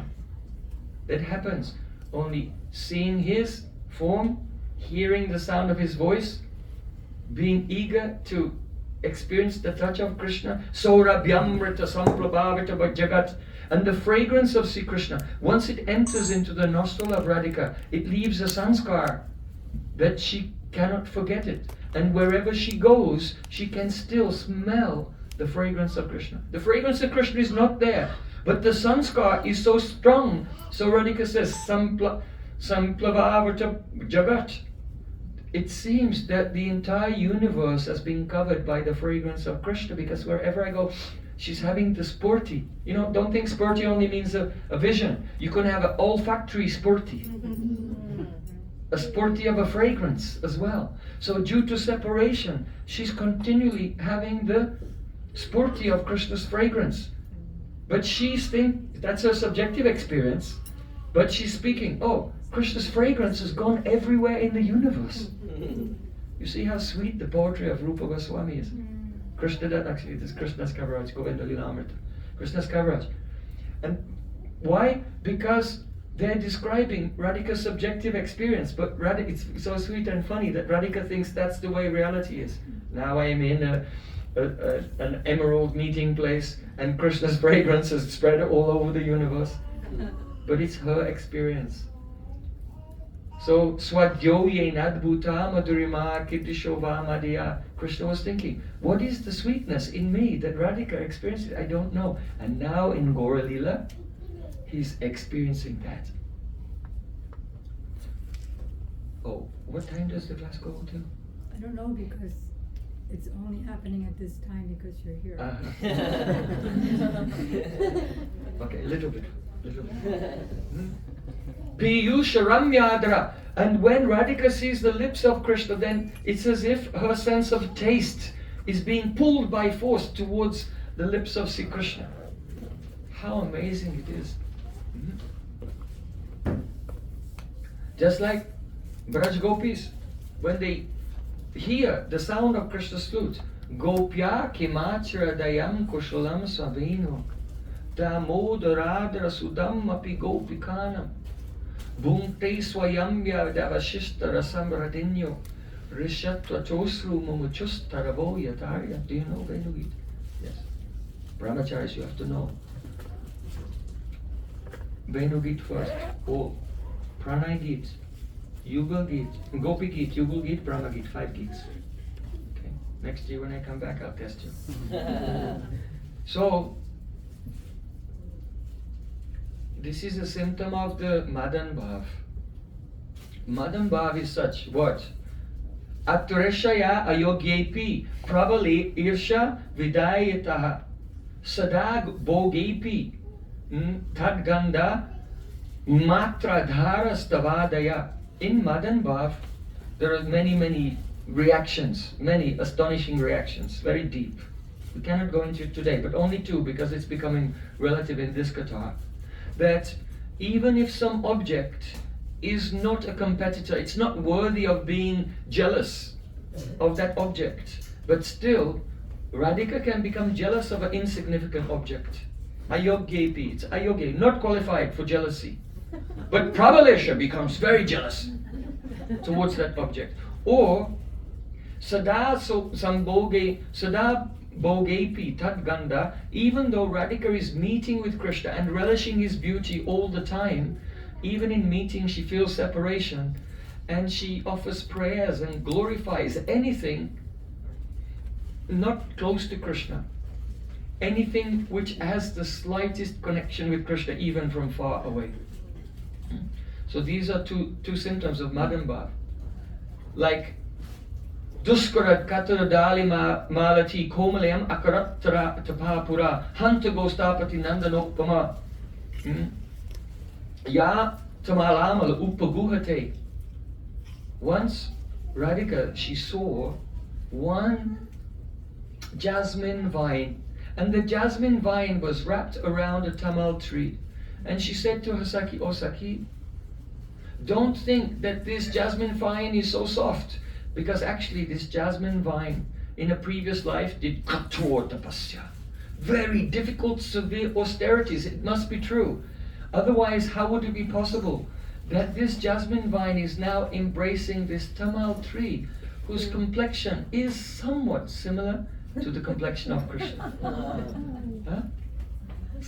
Just by a slight similarity. Yeah? Now, you understand what she's saying? Yeah. You understand what she's saying? How her love for Krishna is so intense. The tree is a little bit like Krishna, and she thinks that the jasmine vine did hard austerities for lifetimes just to embrace something similar to Krishna. Yes, you understand? Yeah. It's clear? Okay, because that's not the whole thing. I'm just like, you have to, that's the first bit you have to understand. So in the definition of the symptoms of Madan Bhav, it said, Sada Bhogepi Tadganda. Even though Radharani is enjoying with Krishna, she still glorifies that which only has a slight connection. In other words, this verse is spoken when Radhika is in the kunj with Krishna, embracing and engaged in loving pastimes. And while she's with him, engaged in loving pastimes, she becomes so lost in separation that she's glorifying the jasmine creeper that is touching a tree, slightly touching something which is very slightly from far away, has a fragrance of similarity to Sri Krishna, like this. And when Krishna sees Radhika speaking in this way, Jalpa Leela Manalpam, her Jalpa Leela, he cannot understand. What is she thinking? What is she saying? Nothing that she says has any cram. No one sentence is connected to the next one. I cannot find the flow of sense in her words. Because she's having so many spurities of so many places, and her voices of herself in these various places coming out. Krishna is astonished. So then he thinks, what is the happiness she's experiencing now that is beyond me? That was Krishna's third greed, by which he was impelled to appear as Sri Caitanya Mahaprabhu. So, Gopya kimacha dayam kursalam smavena. Radharani said, what did this bamboo flute do? In a previous life, we knew Krishna Damodaradara Sudam since he was Damodara, since he was a little baby, naughty, stealing butter, and his mother tied him up. We knew Krishna since then. But now this newcomer has come along, this Venu, this flute, and this newcomer's with him all the time.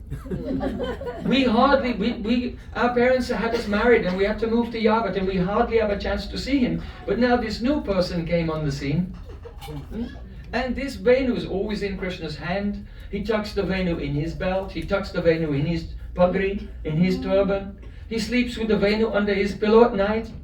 And Radhika's becoming jealous. You know, there's a famous, in Sanskrit literature, the greatest poet among the secular people, his name is Magh.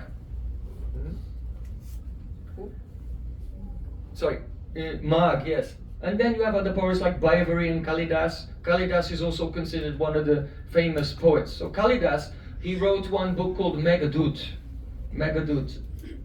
And it's about a lover talking to a cloud and asking the cloud to deliver a message. So it's called Meghadut, the cloud messenger. So there, Kalidas, he says, Kamata hi prakriti kripanas chaitana chaitaneshu. The meaning is, if a person feels themselves to be very forlorn and wretched, and they're overwhelmed with calm, they're overwhelmed with amorous desire for their beloved, then it produces one psychological symptom, that they think that those things which are achaitana, unconscious, are conscious, and they start to talk to them. So kamata hi, definitely those who are suffering from calm, intense, unfulfilled desire, prakriti, it's their nature. That kripanas chaitana eshu. They think that the unconscious things are conscious. So Radhika is thinking, oh, look at this flute. She's like my rival. I want to meet with Krishna and taste the nectar of his lips, but this flute is drinking everything. And not right in front of me. And not leaving one drop for me or any of my sakis. How terrible. And she criticizes. So this is the intensity of Radhika's desire to experience the Shabda Spasa Rupa Rasa, the flavor of the lips of Sri Krishna. Sri Gopendra Sutas Kashli Balak Panchindriya Nyaline. So Sri Caitanya Mahaprabhu in Jagannath Puri, he was completely absorbed in Radha Bhav. He would go for the darshan of Lord Jagannath, and exactly he would find himself in the Radha Swarup and meeting with Krishna in Vrindavan. So generally, when we see the pastimes of Chaitanya Mahaprabhu in Puri, he's mainly in Mathura Viraha, right? Radhikara Bhava Jaiche Uddhava Darshane Se Bhava Mata Prabhu Rahera Tridine.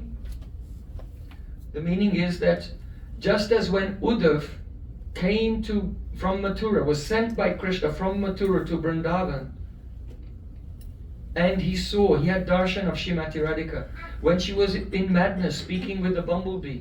So say Bhava Mata Prabhu, Chaitanya Mahaprabhu was in that same madness of Bhav, Rahi Ratridine, day and night. Day and night, Mahaprabhu was relishing that Bhav of Mathura Viraha. But not all the time in Puri, not all the time. Why? Because during the Rath Yatra, he would experience that going to Kurukshetra. And that Radha Krishna were meeting at Kurukshetra, and then he experienced that Krishna came to Vrindavan for the 10 days that Lord Jagannath stays in the Gundicha Mandir. So Srila Krishnadas Kaviraj Goswami has written a wonderful payar. He said, Vrindavane Aila Krishna Ei Prabhu Gyan Krishnera Biraha Spurti Hoila Abasan. The meaning is that Ei Prabhu Gyan, this was the awareness of Mahaprabhu. Vrindavana Oila Krishna, Krishna has come to Vrindavan, and therefore Krishna Viraha Spurti, the visions of Krishna in the mood of separation, Hoili Avasan, they subsided. So you can see that during those 10 days, the katha that Mahaprabhu has with his associates is not Mathura Viraha katha. It's all the nectar of the sweet meeting pastimes in Vrindavan. For example, on the 5th day, on the Panchami day, that is Hera Panchami, and Lakshmi Devi comes in Man with her associates to chastise the servants of Lord Jagannath and give the message to him. He should come back to Dwarka at once. Don't stay here. Don't stay in Vrindavan. So at that time, Mahaprabhu and his associates, they were discussing so many things about the meetings of Radha and Krishna and the joyful meetings of Radha and Krishna. So, for example, when Radhika, she wants an excuse to meet with Krishna at Giriraj Govardhan. It may be successful, it may not be successful, but she heard the news that Bhaguri Rishi is performing a yagya, he's performing a fire sacrifice at Govinda Kund. And if any gopi will offer some ghee or some yogurt or some milk in this sacrifice of Bhaguri Rishi, then all their desires will become fulfilled. So then, Radhika, she takes a pot of ghee, a big golden pot of ghee, and she's carrying on her head, and her Saki is also carrying pots. Now this is the thing, Radhika does not have to carry the pots. Why? Because she's a princess. She has so many maidservants and others. But the reason Radhika goes carrying the pot on her head, there's a picture of Radhika with the pot on her head. The reason she goes carrying the pot on her head, because she has a strong desire that if I will personally carry the ghee and give to Bhaguri Rishi, then I'll be blessed that all my desires will be fulfilled. That means my meeting with Sri Krishna will be successful. Like this. So actually Radhika's body is so soft like butter. You know, some gopis, they become tired by making the cow dung patties. Some gopis become tired by churning the butter. But the Radhika's maidservants, they have such ego, they think, but my Saki, she becomes tired only by speaking. Because she's a princess, she's so tender, she's so gentle. But even Vasante vasanti kushma sukumarya vair. Even though Radhika's body is more tender than a newly blossomed jasmine flower, but she's making the effort to carry the pot of ghee. Why? So that her desires will be fulfilled. And maybe they'll be fulfilled even before she gets there. On the way, one notorious rogue may ambush her. And so she's walking very slowly with the hope that she'll become ambushed. Also, not only that, but she sends some of her sakis ahead, like 20 minutes, half an hour ahead. Why? Because if they all go together and she gets accosted by Krishna on the way and engages in some banter or some pastimes with him, then the rishis will be sitting there and they'll be late and they'll miss the auspicious time for the yajna. And so Radhika deliberately sends some sakis ahead, so at least they'll have enough ghee and yogurt and milk to start the yajna if she gets delayed. So even though outwardly she's always saying, oh Saki, protect me, I don't want to meet with this rogue. But actually in her mind she's calculating and making all the calculations to make sure that she'll have a chance to meet him. Okay, you Sakis go ahead. You don't be late, I'm following behind you. Just now coming. In the hope that Krishna may come and accost her. At that time, when she's walking along, then, oh, lo and behold, by the arrangement of Purnamasi Yoga Maya, someone appeared on the top of Govardhan Hill and was coming down the hill towards Srimati Radhika. At that time, Radhika said, quickly, we should run away. And then Vrindavan Dham is alive, you know. So at once, because when Radhika says, quickly we should leave, but Vrindavan Dham, Yoga Maya really knows Radhika's in the mood. So at once, from the earth, there appeared so many stone chips.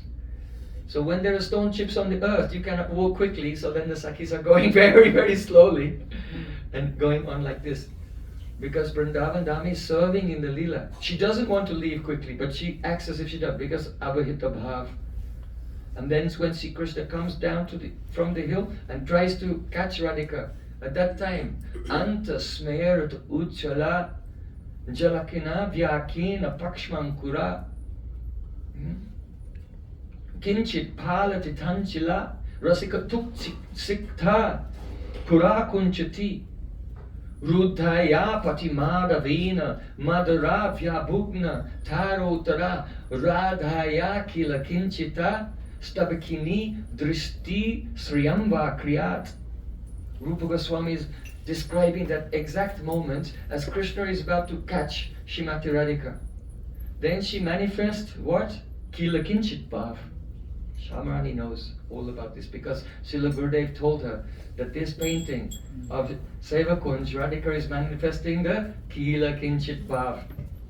Kila means, it means a bouquet. Just like if there's one flower or one same, if there is a bouquet of all the same flowers, it doesn't look so nice. Or if there's one flower. But what if you have a bouquet of many different types of flowers? And some of them are more prominent and some of them are more receding into the background. Then it's very beautiful. So this is called Kila Kinchit Bhav. It's the manifestation of 7 emotions, all at the same time, some more prominent and some little bit hidden. Kila Kinchit Bhav. So what are those bhavs? Garva Abhilasa Rudita Smita Suya Bayakudam Sankari Karnam Hasham Uchate Kila Kinchitam. It means Garv. Radharani is very proud. Why? Krishna did not go to Chandravali or anyone else. The Krishna is coming and only harassing me. Garva Abhilas. She has so many desires to play with Krishna secretly. Garva Abhilasa Rudita. Rudita means tears are coming in the eyes. Crying. Smita. Smiling. Crying and smiling at the same time. asuya. Outwardly she shows hostility to Krishna by fear. Oh, what if someone will see me on the road and report me to my seniors, the Gurujan in the village? Then there'll be a scandal. So there's also fear. Kruddha means anger. She becomes somewhat in pranayikopa, loving anger towards Krishna. Shankari Karnam Hasham, and all of these moods, 7 moods, they are collected together on the basis of harsh. That means, harsh means jubilation, joy. Just like if you make a sherbet, lemonade, then the basis is water, and you have to add some lemon juice, some chini, some sugar, some black pepper, some camphor, some elaichi, different ingredients, and then it becomes very tasteful. So in the same way, basically when Krishna sees Radhika, she is the harsh, overjoyed. But on the in this basis of joy, manifest 7 bhavs, all at the same time, some more prominent, some less prominent. So Srila Rupa Goswami Pad is saying, oh, may the glance of Radhika at that time bestow upon you great Sri, that means a treasure. Sri, great treasure, or Sri, great beauty. Why? Because Anta Smerat Ujjvala, Radharani is trying to not to smile, but the smile is starting to come out. So that is one of the bhavs, smita, smiling, but that's one of the flowers in the bouquet which is somewhat hidden, because she's trying to suppress it. Anta smerat ujjvala jalakana vyakirna pakshmankura. Radhika has very thick black eyelashes, and she's closing up her eyes a little, and the tears are coming, and they're just about squeezing through in between the eyelashes, like pearls appearing in between her thick black eyelashes. So jalakana, drops of water, drops of tears, vyakirna, pakshmankura, pakshma ankur. Paksh means eyes and ankur means sprouts. So the eyelashes in Sanskrit are called eye sprouts, because they sprout out from your eyes. So there are drops of water just appearing in between the dense black eye sprouts of Srimati Radhika. Why? Remember, harsh is the basis of everything. Then, kinchit pata lichanchala, the corners of her eyes became red. What does that indicate? Anger, yes. She's angry with Krishna. Rasikatutsika, but there's so much rasa in her glance. And that indicates her abhilas. She's thinking, oh, soon I will get the chance to directly please Sri Krishna in the Nikunjas or the Kandara, the caves of Giriraj Govardhan. So Rasikatut, her eyes become filled with rasa, and it is due to her abhilas. Purak kunchati, and her eyes are contracted like this. Why? Fear. She's afraid. What will happen? Rudaya pati madavena. That means Madhav is blocking her path. That indicates that he didn't touch her yet. Krishna hasn't touched her yet. He's just in her way. And only Krishna coming in her way is causing such joy and manifesting this bouquet of emotions. Mataravya bongatarotara. And the stars of her eyes are now glancing here and there. That shows her hostility. Oh, what is he doing? What trouble is he causing? And also, she's looking here and there at her sakis with great pride. So, Radhaya kila kinchita stabakini. This bunch of flowers, of the bhavs of Radhika, some prominent, some more hidden. Then, that Sriyamba Kriyat, may you be blessed by her glance at this time. You know this bhav, Krishnadas Kaviraj Goswami has said, E bhava yukta deke radhasya nayan sangama hoite sukpai kotigun. If Krishna embraces Radhika in a beautiful kunj, he gets so much happiness. But if he only from a short distance sees the face and eyes of Radhika light up with Kila Kinchit Bhav, only seeing this, Krishna gets 10 million times more happiness. seeing the face of Radhika light up with this bhav. A bhav, this bhav, yukta deke radhasya nayan, her face and her eyes, sangamahiti sukh, more than the happiness of direct union with Radhika. Sangamahite pai sukh pai koti gun. Krishna gets 10 million times more happiness. So how beautiful is this meeting of Radha and Krishna? And when Mahaprabhu was in Puri, at the time of when Jagannath was staying in Gundicha, the spurtis of the Viraha, Mathura Viraha separation, they went down, and all the spurtis of the sweet loving and pastimes of laughter and comedy in Vrindavan, they were manifested in the heart of Mahaprabhu, and you can see that in his conversations with Swarup Damodar at that time, especially at Hera Panchami. So in this way, Mahaprabhu, by his own life example, being absorbed, taking shelter of Guru, being absorbed in Harinam, staying in the company of Brajrasik Vaishnavas and always absorbed in the Katha of Radha Krishna, taking darshan of the deity and dancing in Kirtan. He's showing us exactly what is the path of bhakti. Once when Mahaprabhu fainted, his associates came and they were fanning him and loudly chanting, Hare Krishna, Krishna Krishna, Hare Hare, Hare Rama, Rama Rama, Hare Hare. And Mahaprabhu opened his beautiful lotus eyes that reach around almost to his ears. And he was in half external consciousness. And he began to speak his experience. Oh, where am I? How did you bring me here? I was in Vrindavan. I saw Radha and Krishna. They were playing together and they entered into a kunj. At that time, one Saki told me, you, go and pick some flowers for Radha Krishna's service. And then Mahaprabhu experienced that he was going and picking flowers. Why? Because Mahaprabhu at that time, he was not in Radha Bhav, he was relishing Manjari Bhav. And so in those pastimes, through those pastimes and the verses of those pastimes, Mahaprabhu is showing us exactly, because actually, though on the one hand, we cannot attain Radha Bhav, that is what he was experiencing, we cannot attain that. But if one becomes the Dasi of Radhika, then by Yavadasrai Brichi, that means her Bhav cannot be contained and it flows from her body and it affects everything around her. So those who are very close to Radhika, when she meets with Krishna, they become Vyapt. Vyapt means permeated from head to toe in Radhika's Bhav. So it can never be our Bhav, it's always her Bhav. But those who are Dasis, they can become permeated by her mood and experience the highest love of Radhika, the Madan Bhav.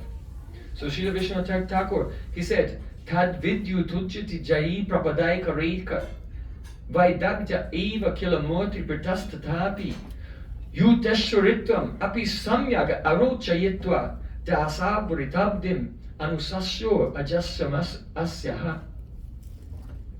He said, Rupa Manjari and the other maidservants of Radhika, like I am seeing here, very beautiful paintings of Shalmarani, of the maidservants of Radhika. They are so beautiful. How can we describe their beauty? It's not possible. So we just try to describe a small part of their beauty, and then by Kaimutya Nyai, the logic of Kim Uta. If this, then what about that? It's called Kaimutya Nyai. Then a person may have some spurti while they're hearing.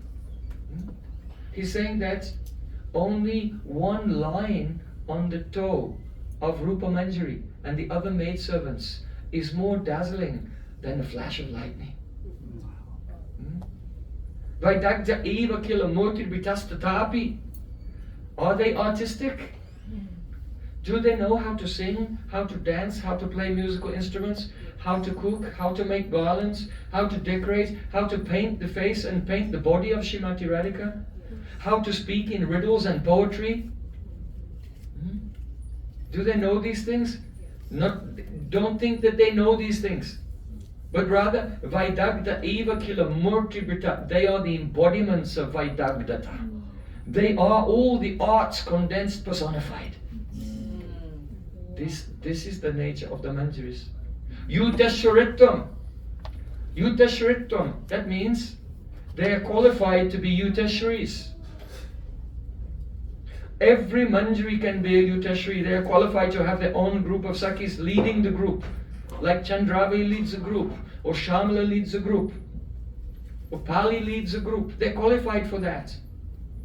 But seeing that Krishna is only fully satisfied by Radhika, their love is so pure, that Yuteshwaritam api samyak arochit, they have absolutely no taste whatsoever in being a group leader or even a Sakhi. Sakyaya te mama namostu namostu nityam. They bow down again and again to the Sakhis. Dasyaya te ma rasostu rasostu satyam. And they only want dasyam ritabhim anusasyo ajasyam astra. They only want to continually experience the nectar of the ocean of Radhika's seva. So Mahaprabhu also showed this mood of the dasyas of Radhika through his pastimes, and especially in detail it was expressed through one of his associates who was somewhat vachal. Vachal, Gurudev used to say, someone is vachal, talkative. What is very, very secret and should not be spoken outwardly. But Chaitanya Mahaprabhu empowered Rupa Goswami, and he became vachal and expressed all the confidential moods in Gandharva Samprartanastakam, Karpandya Panjika Stotram, Utkali Kavalari, Chatupushpanjali, and so on in his poems, so that we can also one day become qualified to serve Srimati Radhika under the guidance of her maidservants. Sachinandan Gohari ki jai, Bole Vrindavan Bihari Lal ki jai, Jai Jai Sri Radhe. Gaur Premanand.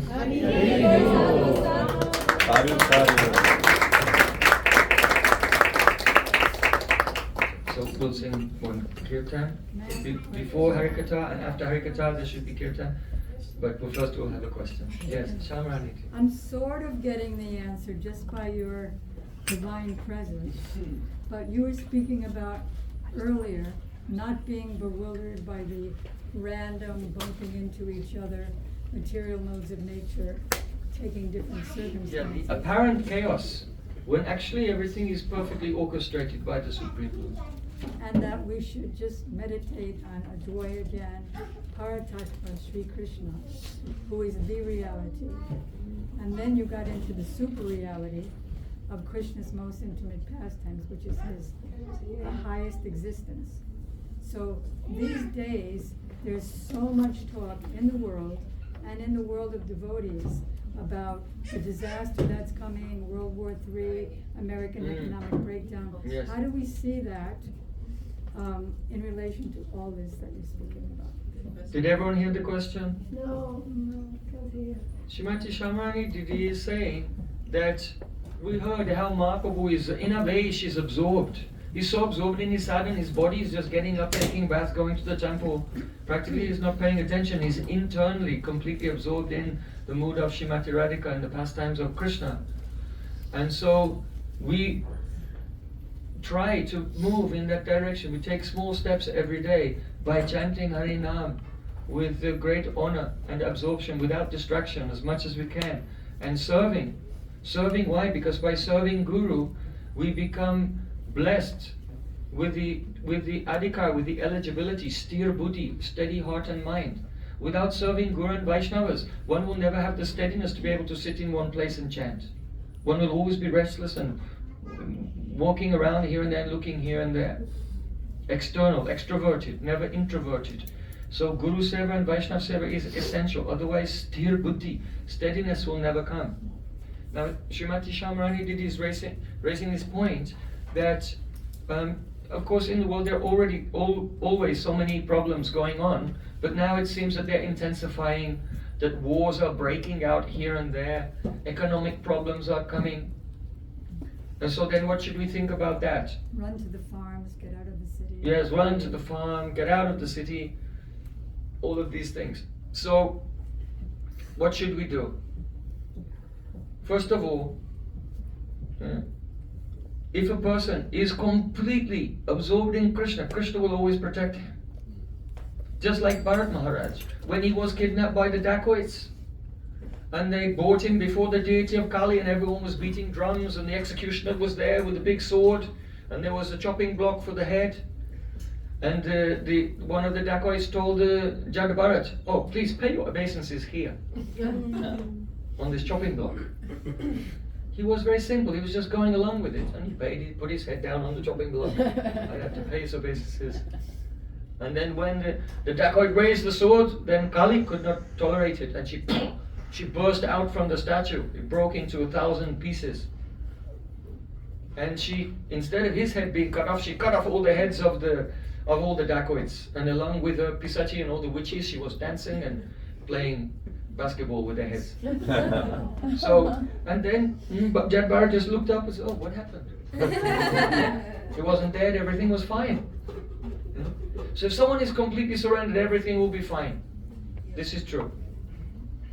So if you're not on that level when you're in trance all the time, you can be intelligent and make the arrangement in your life to be protected somehow or other. Have some plan, like plan A, plan B. You can have some plan economically and so on. You can do it, no harm. But don't be absorbed in that. Don't let it take over your life. Just like in the morning you spend a few minutes brushing your teeth. You spend a few minutes in the shower. You spend a few minutes getting dressed. You don't do these things all the time. You don't spend 24 hours brushing your teeth. So this is a practical thing in life that you have to do every day. So similarly, if there's some situation, you give some attention. It's a practical. Let's say, for example, myself. I was going for a few years and making a festival in Ukraine, in Crimea. So I have to look now and then and see what's going on in the news, so I don't decide to go and make a festival in the middle of a battlefield. Right? But don't think about it all the time. You have to look and be careful, be intelligent, but don't become absorbed in that. And Mahaprabhu gave an example. Once in Puri, Ramananda Rai had a younger brother. His name was Gopinath Patanayak. And he was selling horses not to the king, but to the king's son, the prince. And the king's son, he had some nervous tic. That sometimes when he was getting nervous, he would go like this with his head. And so he was arguing. He said, "Your horses are too expensive." With Gopinath Patanayak. He said, "My horses are not expensive. These are first-class horses. My horses don't go like this." And then the prince became furious. And he called the guards and had him arrested and put him in jail and said, "On this day, he's going to be executed. We'll put him on the changa." That means there was a big platform, and below there were spears. And they would push the person off and they would become impaled on the spears. So he was captured and put in jail. And the news spread everywhere. On this day, he'll be executed on the changa. So then many devotees, they came to the Gambhira, to the house of Kashi Mishra. "Oh, we want to speak to Mahaprabhu. There's a danger, there's an emergency."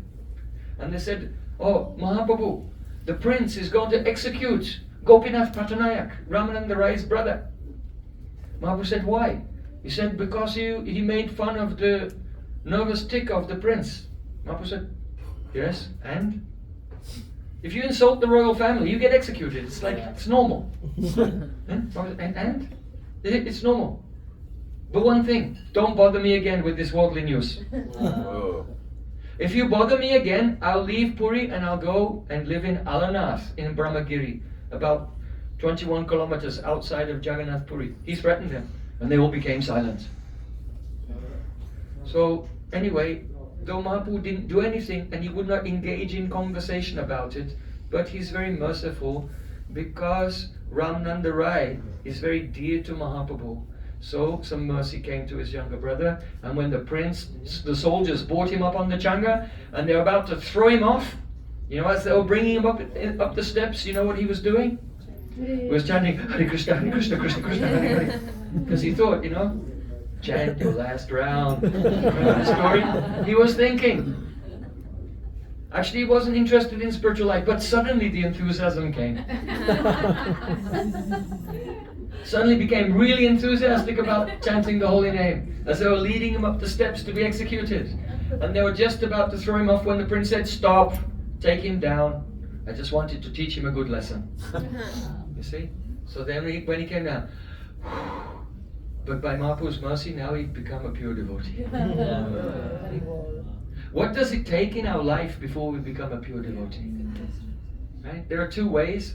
One is hearing, and the other is the other one is hearing, but not hearing and following. The other one is hearing, but don't follow until you're on the Changa. Right? Until one day will come in our life, we'll all be on the Changa one day. You know? Yeah? There's no escape actually. There's no escape. So, in this way, Mahaprabhu is teaching us, don't become involved in the world. Another thing happened. You know that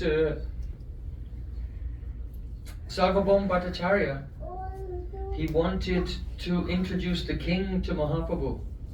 But Mahaprabhu said, Niskintanasya Bhagavad Bhagajanon Makasya. No. For a renounced person to meet with a worldly person, this is worse than knowingly drinking poison. I'm not going to meet with the king. Then another one came and said, you know, Prabhupada Maharaj is a great devotee. He said, I don't care if he's a devotee. Just by accepting the title king, it is like a snake with a jewel on the head. More dangerous.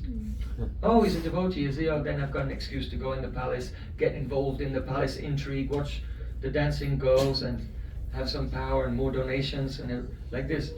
More excuse. He said, so more dangerous. I will not associate. Then someone else came. Oh, Prabhupada Maharaj would please meet with him.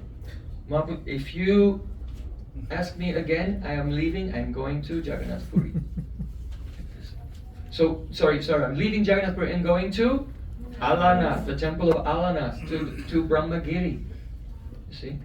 So Mahaprabhu has shown, don't be engaged in all of these things. Can you change them? Can you change? Are you going to change the course of history? Bhaktisiddhanta Thakur said that the course of history cannot be deflected by even the breadth of a hair, by anything that you do. It's already been written. So what's the use of worrying over that which is already written?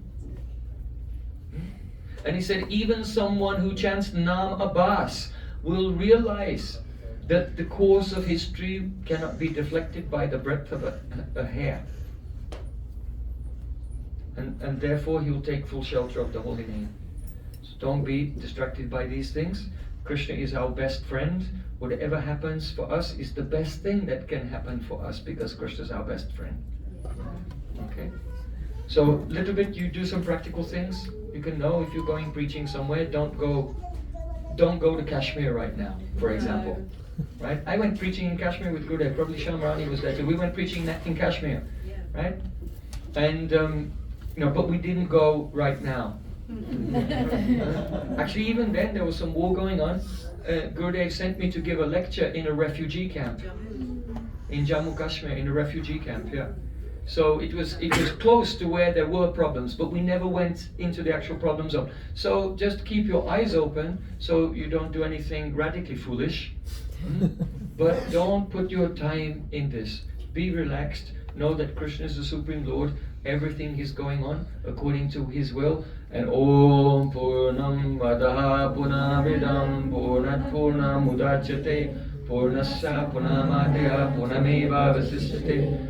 Krishna is perfect, and whatever He manifests is perfect. And complete. Everything is perfect. And ultimately, just like Arjun, Arjun was having a nervous breakdown. He dropped his bow, he said, hey Govinda, I will not fight. But in the 11th chapter of Gita, where Krishna showed him the universal form, he said, oh, there I was. What a fool I am. I was thinking this is a big war and there are these people on this side and these people on that side. But now I realize, Krishna, it's all you. You are the warriors on both sides. And Arjun came into the Advait Gyan and became peaceful. He still fought. He didn't fight because